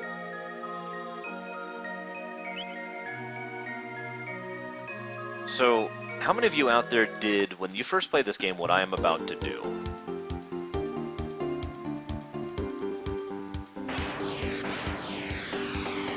I'm doing okay, Joe. Better than I was yesterday. Although I do need to eat soon. I really don't want to have another food migraine today. So you get here and it's like, da-da-da-da-da-da. It's gone! Now, if I'm not mistaken, in the SNES version, they specifically say, it looks like it's been gone for about 1,300 years. And it's like, oh, okay. Now, the funny thing, though, is that you don't need that hint. Because think about this logically. First of all, you can just go to all the time periods and look. But second of all, if it was before 2300 AD, there's only two options, really. If you're going back, I mean, immediately back. One is 1999, which you can't actually do. And this, which is actually where it is. But yeah, I admit, I was actually in the same boat as Jobin. When I play this game, this kind of goes into that they kind of have too much time thing. I mean, try to imagine an item that you put down, and then you come back 12... No, it's not even 12,000. It's 65,014,300 years later, right? Do you think that nothing is going to happen to that item in that colossal period of time? Do you understand the random chance variables involved in that? It's something that actually has bothered me in a few other time travel stories across history and across fiction, where they do something and then they walk away for, insert large period of time here, and they come back, and it's undisturbed somehow. I like the fact that that actually isn't what happens here, that someone actually has taken it. We don't know who. By the way, we never find out who. I like that, though, because we don't actually need to. It's not really relevant to understand who took it. It's been there for literally millennia. So it could have been anyone just randomly roaming. It's like, oh, hey, there's this cool stone here. Now, of course, I've already done this side quest. So, he's already a good guy, so he's just going to give it to me directly. If this guy is, yeah, seriously, Krenzer, that's the other thing I was going to talk about, but we'll get to that in a second. If you talk to this guy when he's a greedy bastard, he denies that the stone is here at all.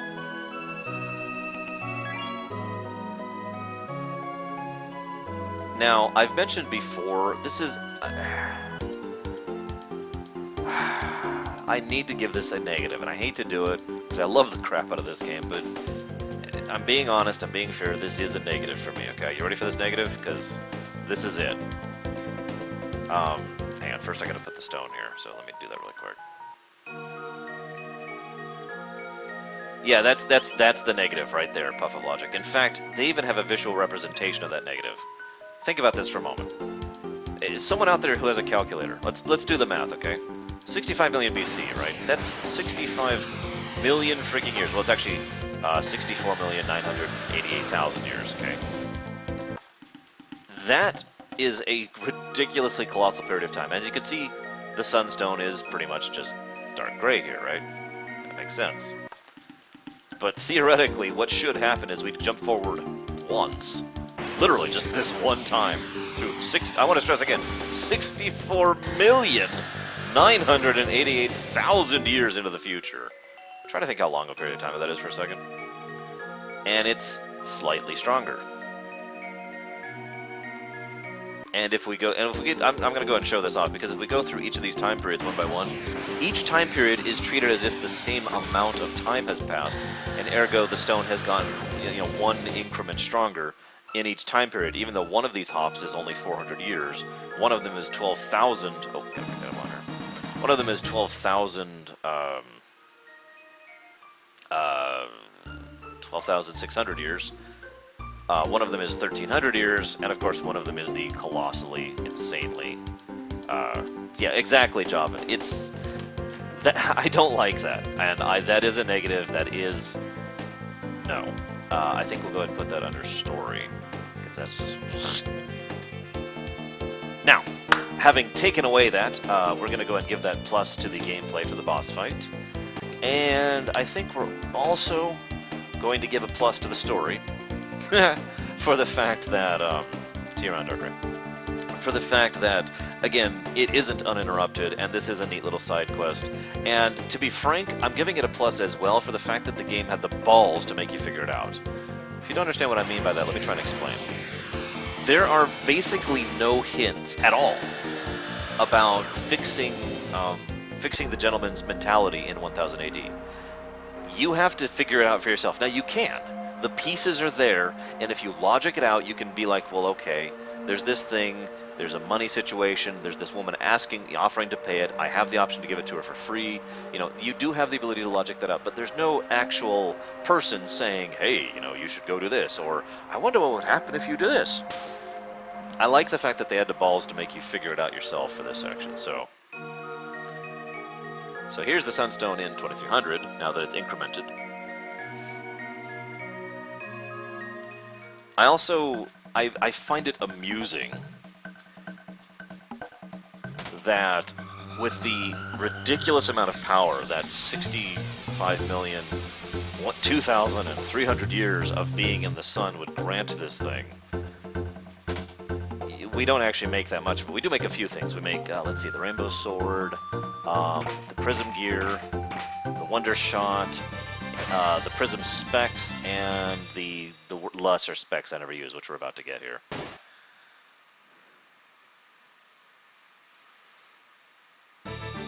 The sunglasses, that's it. Sunglasses are not that useful. Prism Specs, those are really useful. Okay, so that's actually technically the end of the Son of Sun quest. Except, and this is actually great, because it's actually required for this quest. No, I shouldn't say required, but basically, if we do the Son of Sun quest, that unlocks certain benefits of the Rainbow quest, and we can start the Rainbow quest here, rather than starting it while actually getting the Rainbow Show. In fact, we're going to do that, because it's cool and awesome. That could be Javan, I don't know. Oh, wait, hang on. I'm sorry, we haven't hit that trigger yet. Sorry, hang on. We also need to bring Marl.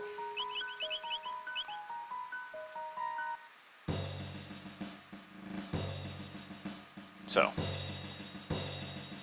I love this because this is so blatant. Even, I strongly postulate that the Chancellor we see in 1000 AD, with the exception of the ending, or rather at the end of this quest, is always Yakra. I've said that before, right? But there is absolutely no denying that this is Yakra. Because what happens is Nadia comes back to the castle, Yakra well, no, I'm just going to call him that. Yakra shows up and says, Nadia! I understand your feelings, of course. The king places this realm above all else. He just lunges into his lie, into his deception. No attempt at subtlety, no attempt at figuring anything out. He's just, I sympathize with your desire to get away because the king didn't even care when your mother died. And that's just brutal and vicious enough that Marl probably didn't even consider how blatant and stupid of a lie that is. And so he tells her about how her mother had been dying of some disease and she just desperately wanted to see her father just one last time. But your father refused, said he couldn't leave his work unattended. He left you young and innocent, knowing nothing of death, to watch over her alone. Naturally, the end was not long in coming. She died soon after. One might say the king killed her. Such a shame. That is such a blatant lie. That is not manipulation 101. That is, so I want you to, so, you know, did you ever think about the fact that your dad's evil? God. But the only reason it works, I think, and again, I'm not just making this a negative, I think the only reason it works is because she is so inexperienced to this, and that is such a gut punch. You know, your mother was killed by your father is such a severe thing that you're not really thinking about it. There we go.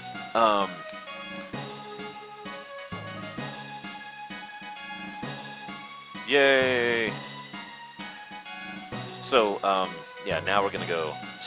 So this is actually the first time since the very, very beginning of the game that we can actually wander around 1000 AD and, you know, function.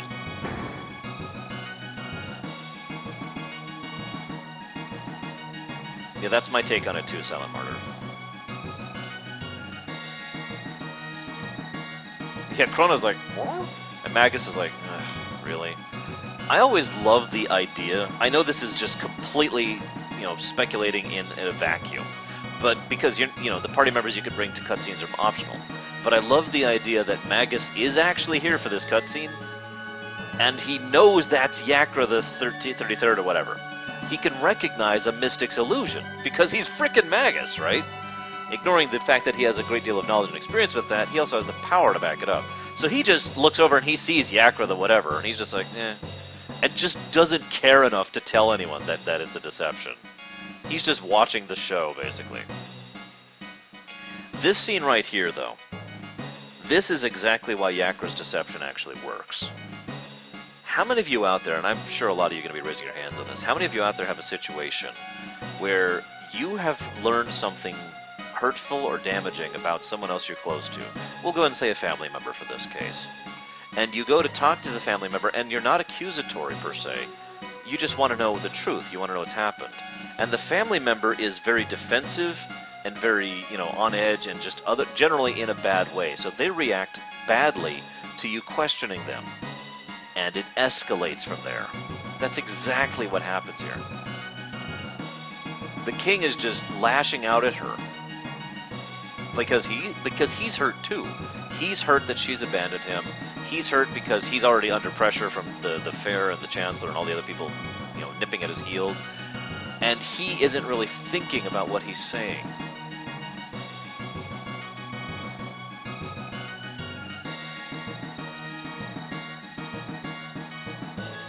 Then she says this line. Remember, at this point in time, he's just ranting out of anger. My sister likes to call that venting. Because, in her opinion, and I actually agree with this, when you're just venting, you don't mean what you say. You are literally just trying to get out the frustration and anger and otherwise irritation that is pent up in you. So you don't really think about what you're saying, right? You with me on this? So she reacts badly to that in response, and again, it escalates. So she kicks it up to the next level. You really do care about the kingdom more than you ever cared about me or mother. That's the part that really just gets to him. Notice he just stalls, stops there, wait, what? And then she flat out accuses him. And he can't deal with that. He actually tells her to get the hell out. Literally yells it. And she yells back. Again, I've seen this happen in real life way more times than I would like to admit. It is a classic form of misinterpretation, misunderstanding, escalation, etc. Note, I just feel like pointing out they actually added the twinkle to the Chancellor's eye. Just in case we didn't have enough evidence to think that that's Yakra, because that's Yakra. So that's actually as far as that little bit of story will go until we get the Rainbow Rainbow Shell, excuse me. Yeah, Chrono's like, dude, no, stop, that's your dad. No, stop! Oh, right. I'm sorry, there is one other thing I want to do in 1000 AD before I move on. Why does the Omen lag my emulator? Look at that.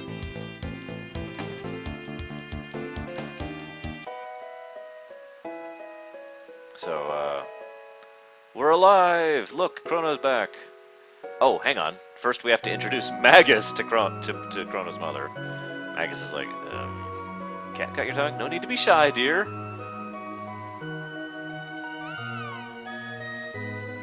By the way, this is wonderfully creepy. Imagine her chipper, cheery tone saying, such beautiful weather. The Black Omen is sparkling in the sun. It really kind of emphasizes the nature of the Black Omen having always been there. I mean, if you think about it, it's basically just an aspect of the terrain to these people. Her great-great-great-grandparents were born with the Omen still sitting there. And again, it never actually does anything. Well, you know what I mean. Right, so let's go ahead and...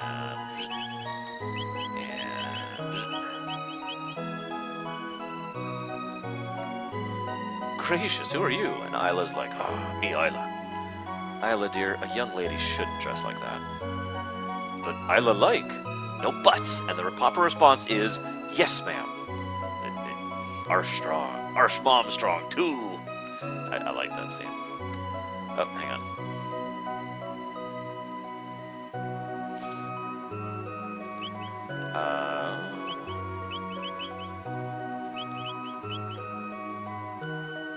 Exactly, Krenzler.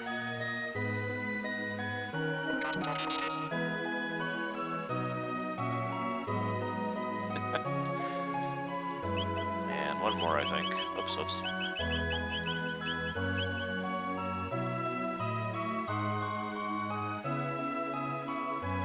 I love how she just sees Frog and she's like, Arsh, how many excuse me, Chrono, how many times have I told you to keep your pets outside? And Frog's like, my lady, I have no pet. I am an accomplished swordsman, green as I may appear. Oh, forgive me, sir. I mean, I meant no offense tonight, truly.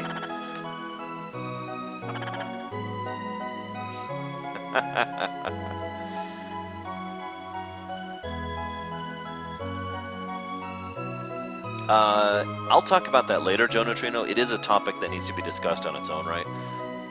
Because the Black Omen kind of transcends time, but also obeys time in the exact same breath. It's really weird how it works out. We will talk about that later. Okay, so I did that. I need to go do...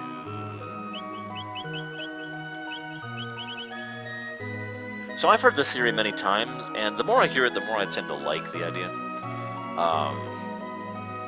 That Toma is actually one of the ancestors of Chrono's family. It kind of fits, given his adventuresome mentality and whatnot.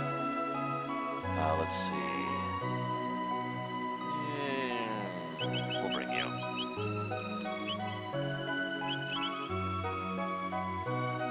It is an interesting topic in its own right, Joe Neutrino. The problem is there are basically two theories on the matter. And, well, as you're probably guessing by the way I'm phrasing this, we don't know which is actually accurate. I will give both theories and give my thoughts on it, as I intend to do. Yes, I actually have Illyrium, and it actually makes several things make sense. Good example of this is FF7's world, which actually, well, actually, no, I'm sorry, not FF7's, FF6's world, excuse me, FF6's world. I believe actually 5 and 4s are like that too, and so is Chrono Trigger's. But the other weird one is Final Fantasy X, in which it's actually made fundamentally clear that the entire observable area of the world is not the entirety of the planet. They actually make that a point in the lore and the backstory and the setting of FF10. Of Spira. Spira is basically just the area, not the world, is what I'm trying to say.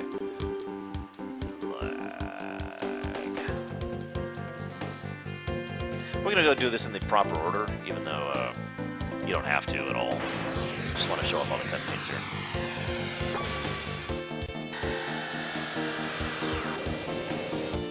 By the way, who built this ruin? Any thoughts? I have my own, of course, but any thoughts, guys? Let's see if he sells what I need. He's got what I need. I have already had everything spoiled for me, Darth Pandemonium, but thank you for the consideration. Don't know if I'll like it or not. There's a few things I don't like about it. We'll see. There we go. Yeah, Trespasser came out Tuesday. Now you might be like, well, why am I even bringing up who built this thing? Well, we know for a fact it was not the Kingdom of Guardia, because none of them know Cyrus is dead. In fact, several of them act as if Cyrus is still alive. So, it's not them. So who built it? Whoops, not where I want to be. I remember someone pitching a game idea once, about a game that was basically called Ruin Makers. In other words, it was people who go out there, make buildings, and then like first it's like a SimCity style thing. You have to generate the building, and then you have to go through and wreck it in a particular way, specifically to make it into a ruin, so that there would be a market for it for all the adventurers, right? I like that premise. They never actually made the game, to my knowledge, but yeah, it was pretty cool.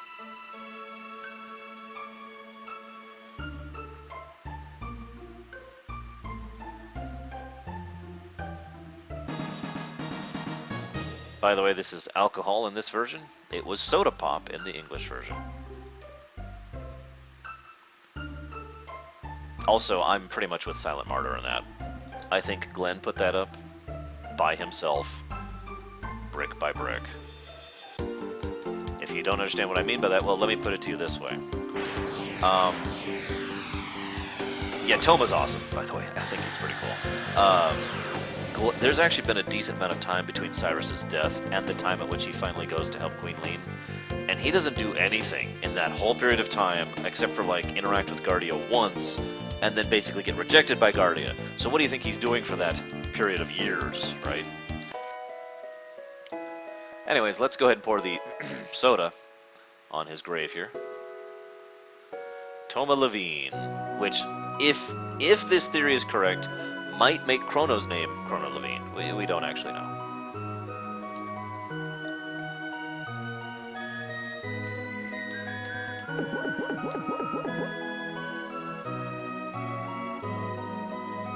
So we pour it on his grave in honor of his defeat, and then his ghost pops on. It's like, hey, what's up?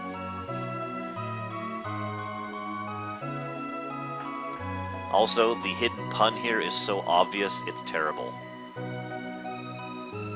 In case you're missing it, the hidden pun is Toma's spirits summoned his ghost.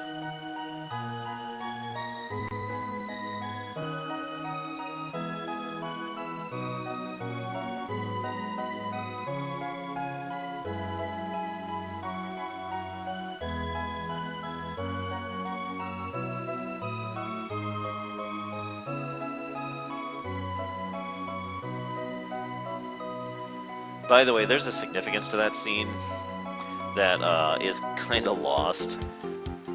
If you're not remembering, when we first encounter him all the way up here in Guardia,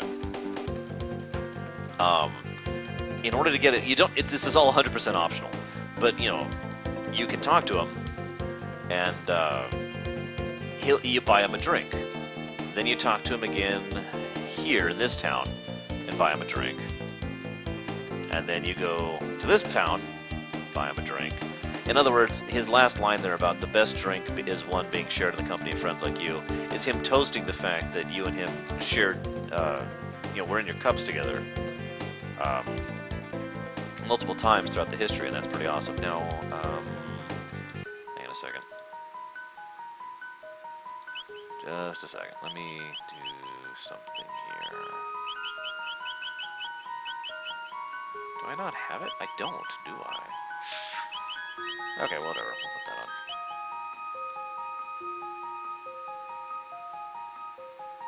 Yeah, exactly. Progressive.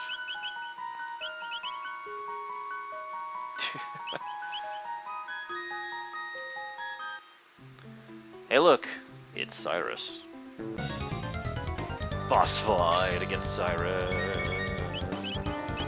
Whoa, whoa, I don't even know what just happened. It ate my input. So you can't hurt him. He dodges every attack. He's completely invincible. However, there are actually 2 attacks in the game that can damage him. Dino Tail and Poyozo Dance. Now, obviously I'm not doing any damage with Dino Tail because she's not injured. But yeah, it is actually possible to kill Cyrus's ghost with one of those 2 attacks. Because those are the 2 attacks that completely bypass most of the damage formulas. The actual way you're supposed to do this is either to, just hit him a few times and then this happens. Glenn.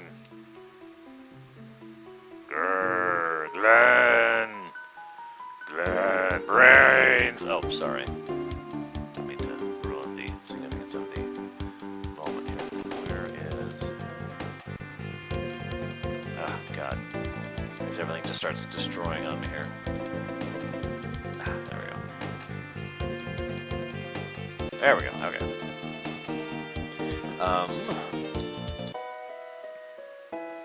Don't do it, Joe.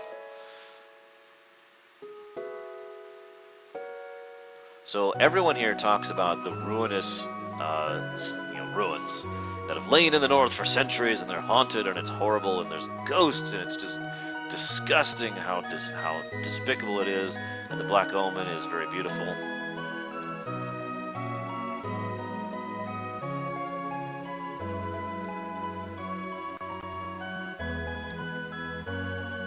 However, well, basically everyone here does the same thing. They talk about how incredibly ghostly it is, and then once we do this quest, they'll all be like, hey, this is amazing. I'll Ruinous Ruins. Shut up, Silent. So, I know this is weird, but I actually like the English translation better in just this one instance. In this one instance, it's soda pop, not booze. And so, in other words, the guy is trying to cut him off because, and I quote, "You've had too much sugar, dude." And the guy's like, "No, I want more soda." I know that's silly, but I think that's why I like it. I like the idea of this guy who is just guzzling soda, like root beer or Coke or whatever, just going glug, glug, glug, yeah, and getting this massive sugar high. And the bartender's like, okay, dude, I think you had enough.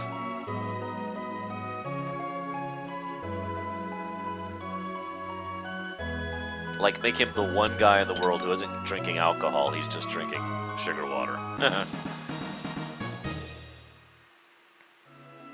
Hey, Maiken. Metal Gear Solid 5, which I can't talk about because I've seen something else, spoiler, that was cut. Let's just say that those of you out there who've beaten the game should probably look into the cut content thing that Konami cut out, because that's pretty significant. Let's see here. Not through Z. So we've got human, former human, robot, human. Now, Magus is debatable because he's actually an enlightened one, so there's so much magic quite literally in his veins that he blurs the lines. Glenn used to be human, and is definitely not a human now, so that qualifies. Robo is absolutely a human. You could also make an argument that Isla is not human, and that's debatable. It boils down to whether or not you consider her a proto-human as opposed to an actual human. Absolutely Darth Pandemonium. I'd play it in a heartbeat. I actually like Dragon Quest VIII a lot. Yeah, by the way, screw Konami. I don't really need a reason to say that anymore. I think I am. They have a debt of screwing them. Screw Konami them that is just built up to the point where, yeah, I could just say that forever because screw Konami. I hope they leave gaming alone forever. Sell up, yes, they're the same IDs, Brigman, and sell their IP rights away so people can actually use them, and that'd be awesome. Go ahead and make your pachinko machines, Konami. I know it's more money. I don't give a damn. Go away. Leave gaming alone forever. So anyways, we got his tools. Now this is a small little bit of irony that's basically done as a joke. In the past, there's a carpenter who is drinking because he's sad that he doesn't have any tools. So and once he gets the tools, he's like, yes, I can go to work. In the present, there's the carpenter who has a ton of tools he's not using because he prefers to sit in the tavern and drink.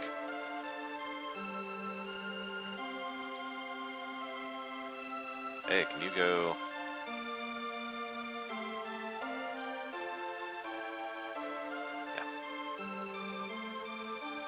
Yeah, Konami has descended way below the line.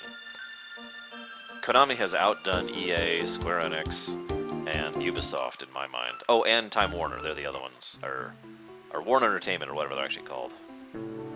I would too, Silent Martyr. I mean, you gotta admit, this logically might actually be a really screwed up paradox, because we are giving them tools from 400 years in the future.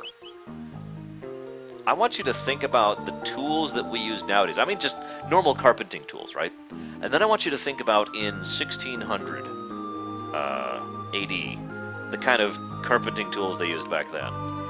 Now, granted, some of the basics are still there, absolutely, but, I mean, really? Think about that. Really?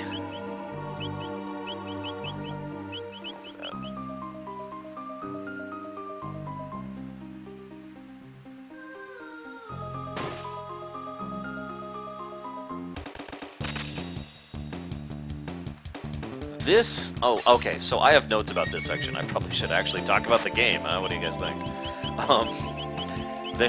This section's awesome. This is a very strange dungeon. Well, I shouldn't even say that. This is actually a very typical dungeon for the second half of the game. In other words, not a normal dungeon. Basically, every dungeon other than the Chrono Lair ruins, the Genodome, which we've already talked about, and what the hell? Why aren't you dead? And the Black Omen are all non-standard dungeons.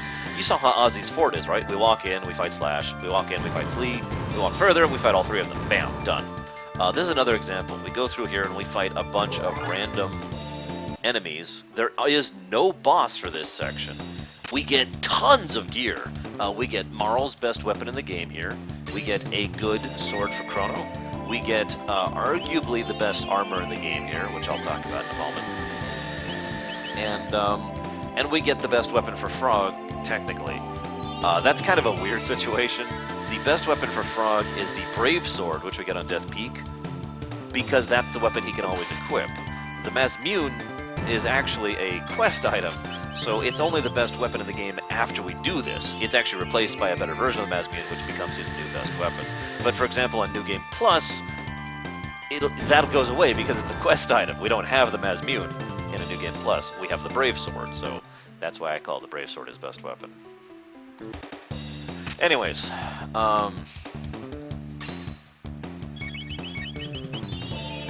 go. What are my other notes here? I already mentioned Frog building the tome. I already mentioned killing Cyrus. I already mentioned the unique game design of this area. I think this is going to go ahead and get a plus to game design, by the way, because it makes tons of sense what we're doing here. In case you're missing it up, what we're actually doing here is we're trying to rebuild these ruins so that they're not ruins anymore, so that they are actually well-built, a well-built tomb for Cyrus, so that Cyrus can rest easy. We're doing this in order to help Cyrus rest better, because we've seen Cyrus in the present. We know he's not resting well, and we're trying to help Frog himself rest, in order to to have come to grips with his grief and guilt over the situation, right? Excuse me.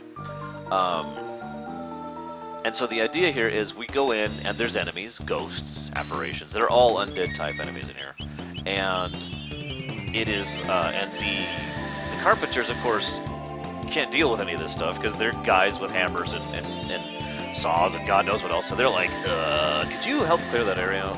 And then we go back and pay them to do it. Now, that being said, there was one thing I don't actually care for about this section, and that's the back and forth. I wish we could just go in, kill all the enemies in one go back, and then pay for the various repairs. Even if we had to pay for the repairs sequentially, that wouldn't bother me as much as the fact that we have to go in, fight stuff, go out, get repairs, go in, fight stuff, go out, repairs, and then I think go get repairs a third time. I forget exactly how that works out. It's not actually that long, but it does feel a little bit like padding.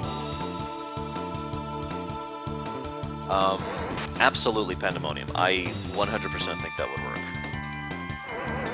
In fact, that sounds like an awesome game.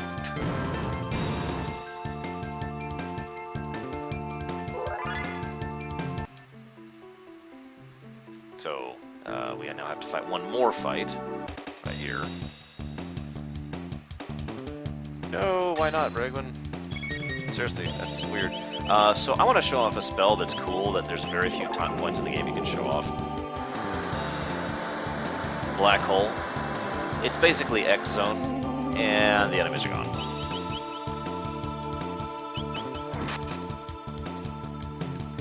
It's crap, but off. I'm kidding.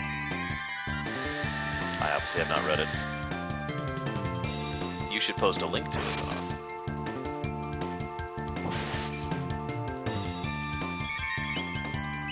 So, oops.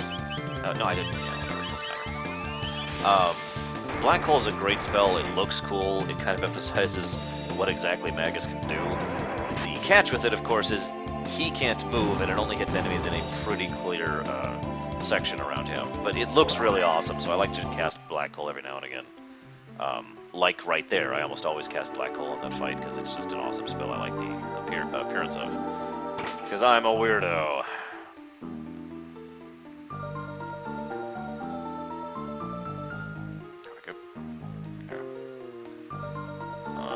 Or most of the time, I don't even use Epoch to go back here, as I am demonstrating right now. It's just, yeah. Yes and no, Nothrism. Basically no, though, is the answer. Speaking of which, we probably should actually have Frog in the party for this, huh? There, get in here.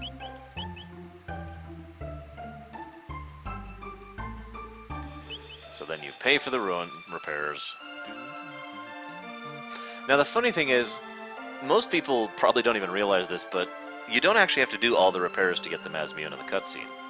You can actually go and just get the first repair, which does that, and then if you want all of that optional loot over on the side, then you have to actually go and do the second repair. Now I think I may be able to... This is the other way, by the way. Which is, I think, actually faster, but whatever.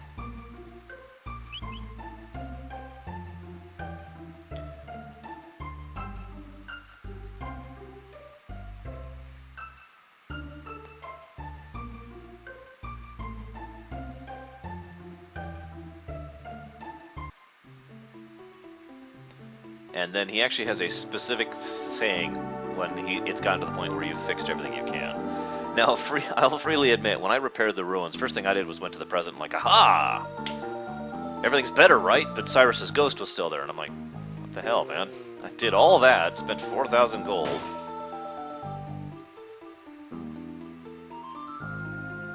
I'm sorry, Nothrazim. If it makes you feel any better, I dream about streaming literally all the time. That's not a joke. That is a very normal thing for me. Are we in the past? Yes. Okay, good.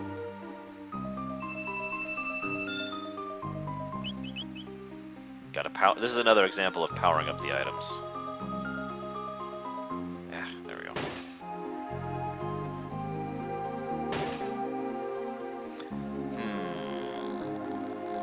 Director for this one? That's a tough one.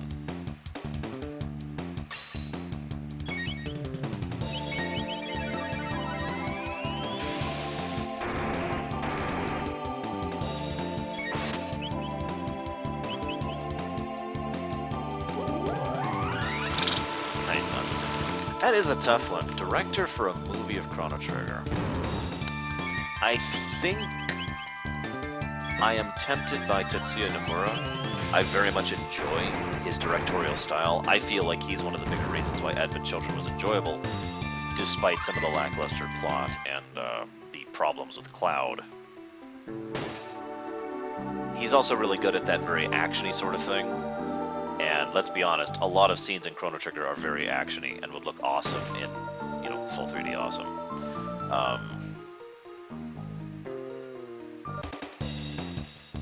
I also think Jonathan Frakes would do a good job of directing this. He is very good at pulling energy out of scenes and really making the pace be kept up.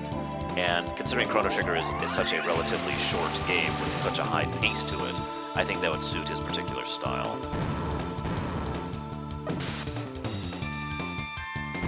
Now, I agree with what Silent Martyr said. If you're going to do a movie about this kind of thing, you need someone who is a fan of the work to really put some effort into it, rather than just viewing it as a job.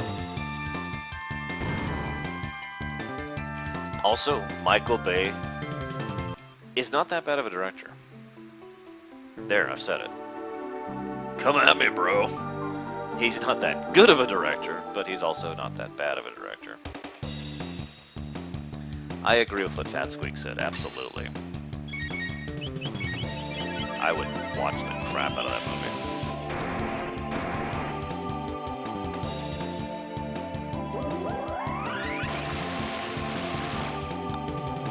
Well, see, interesting fact, Java, in line to that.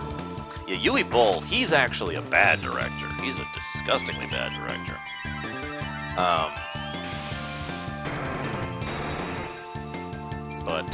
Or Tommy was, yeah, there are worse out there. God. Anyway, so, as Javan points out, it's kind of weird that Frog, despite theoretically having access to this place if he built it, which is admittedly an idea I really, really enjoy because it fits his character so perfectly. Nevertheless, he never comes back here, he never tries to maintain it, he leaves it rotting.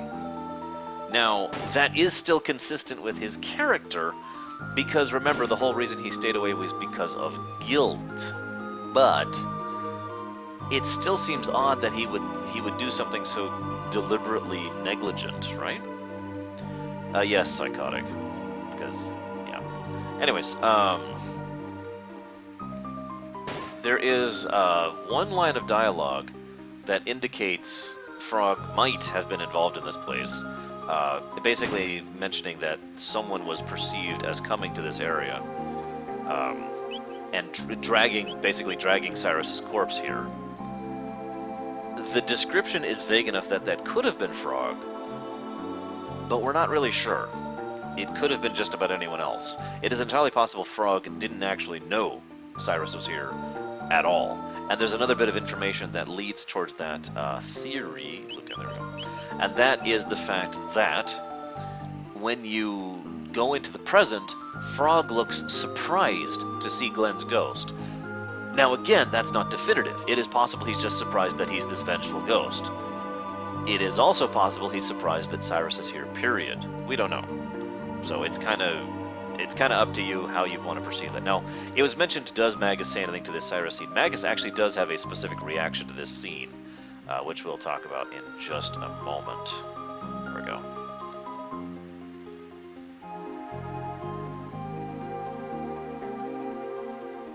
Really, Nothrazim? That's a thing? Anyways, here rests Cyrus, the fool who defied Magus. I gotta also admit, that's a line that makes me think that maybe Glenn didn't actually make that tombstone, because I can't really picture Glenn scrawling into stone, "Here lies Cyrus, the fool who challenged Magus," right?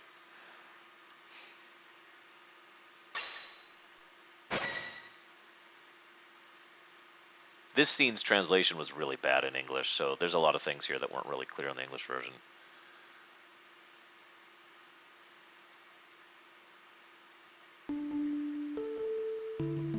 Oh. Gotcha, Nothrazim. I'm sorry, you're talking about the dual tech. I thought you meant there's a picture on Google you can go search for, which is of a Slurpee kiss or whatever. But anyways, this scene's awesome. I'm just going to go ahead and flat out give a plus to the story for this scene. This is the breath right here. This is for all intents and purposes, a shrunk down version of Locke's story over in Final Fantasy VI. I don't mean that as a negative, obviously, because I just gave it a positive. But this is a much shorter, much simpler version of that awesome story that Locke went through, and how after having been released of the burden of his dead friend, or lover in Locke's case,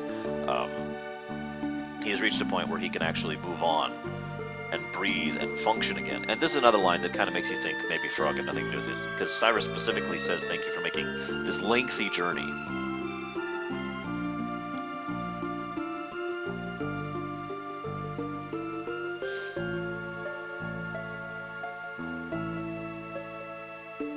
This is a really horrifying line. "As Magus's fire consumed me, my heart burned with the thoughts of all I'd left unfinished and all I'd left behind. Magus, King Guardia, Queen Leene, and of course you.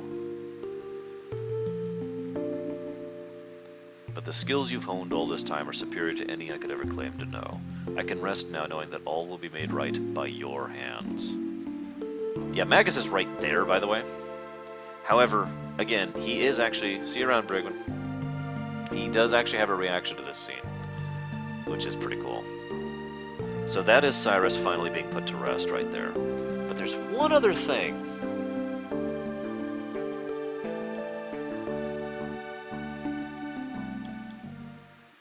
The Mazmune.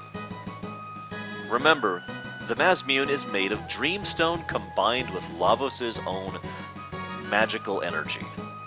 In other words, the Mazmune is the ultimate physical embodiment of internal representation. Or, if I could say that with a little less big words, the Mazmune is as strong as you are. So it makes perfect sense that after all Frog has gone through up to this point in time, the Mazza and Mune both come out and are like, "Hey, check it out, you're awesome now." And they pretty much lay it right out. All that emotional baggage was weighing you down. The hero's strength is strength of will. And you can't save the world if you're dwelling on the past. Now you are actually strong. So in other words, the Mazmune literally becomes physically stronger because of the metaphysical connection of it to the two sources of its creation, creating this new Mazmune, which is actually a really, really, really strong weapon. Pretty much second only to, third to Isla's Fists and the Dreamseeker. And I guess the Crisis Arm, if you want to pull it technically on me, which I don't. So yeah, Magus specifically has that animation, if he's here. He's the only one who has that kind of a reaction to the Mazmune cutscene. Many people have argued and debated as to why, but it was put in very deliberately. My personal pet theory is the fact that he either didn't want to... well, okay, no, I'm just going to put it bluntly. I don't think Magus gave a damn about any of this thing. I think more likely he was actually shielding himself from the Mazmune itself, a weapon that he probably doesn't care for too much, has some very bad memories of, including having the crap beaten out of him by it, and may or may not be an anathema to him. We're not actually sure about that. He nears us. So, and then his grave changes, by the way. Here rests a brave Sir Cyrus, whose spirit lives on in his true friend, Glenn. I have heard some people say that Magus was hiding, like, because he was so grief or guilt-ridden over having murdered Cyrus. I don't buy that for a second. But, I'm not saying it's invalid, because, people have had that theory, and it's not like Magus is completely uncaring. He's just exceptionally pragmatic. I did too, by the way, Silent Martyr. So, the actual name of the ruins changes to Hero's Grave, which is kind of cool. And we can go get some equipment. Now, this is funny. Oh, right, I already got that, so no Mega Elixir for me. Ah, there it is. So we get the powered-up item, which is the Moonbeam Armor, which is worse than the Nova Armor. See you around, Nothrazim. Now, I know what you're going to say. What? But the powered-up armor has to be stronger. No, and I'm going to explain why. Here, I'll go ahead and explain why really quick. Watch this. Yeah, we'll put it on you. So here's the Moonbeam Armor, right? Now, the Moonbeam Armor has a decent amount of defense, but its benefit is it increases your magic defense. Now, remember how I mentioned that every single character in the game will hit star magic defense naturally, just by leveling? So when you hit that star defense, you don't even have to hit level 99 to do that. You just have to level to 70 or so, I want to say. What is that plus 10 magic defense going to be useful for? I'll go ahead and just answer your question right now. It's completely useless.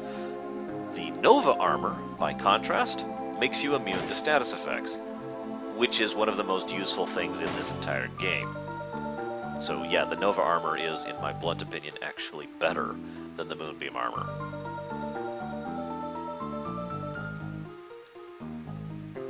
Now, that being said, on a low-level playthrough, the Moonbeam Armor is actually pretty useful. In fact, to those of you who watched my level 1 tasks, may or not recognize I actually used that armor, specifically because the magic boost was necessary in order to endure a couple of attacks on some of the later fights, notably Lavos. So fair enough, it's useful sometimes, but yeah. From an endgame perspective, the Nova Armor is way better.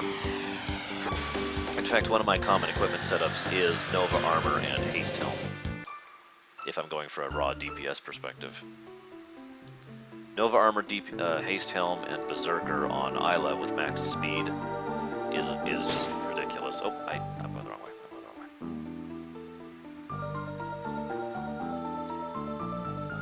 Now, one of the other things that is some good design, it's probably one of the only examples of threading that they actually do in Chrono Trigger. In a lot of games, they'll actually do a thing where you can see, like you do Quest A, as you're doing Quest A, like in the middle of Quest A, you move forward and you see bits and pieces of Quest B. Sometimes Quest B can actually be started in the middle of Quest A, depending on how they structure that. This is pretty much the only actual example of that here, which I will demonstrate shortly.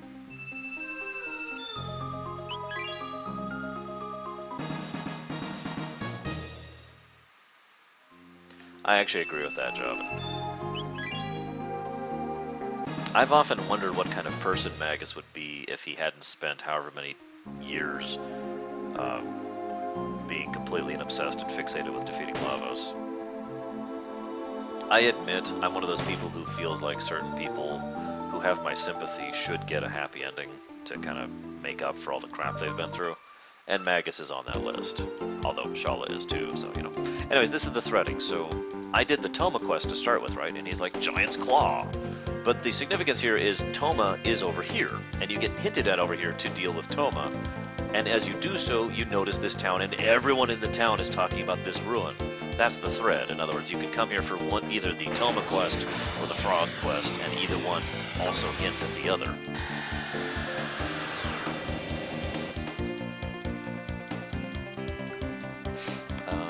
Just to show off one thing really quick here. The tale of Sir Cyrus the hero and his loyal friend Glenn is an old one. It's been yada yada. The grave of heroic Sir Cyrus fells to the north. Another dull day.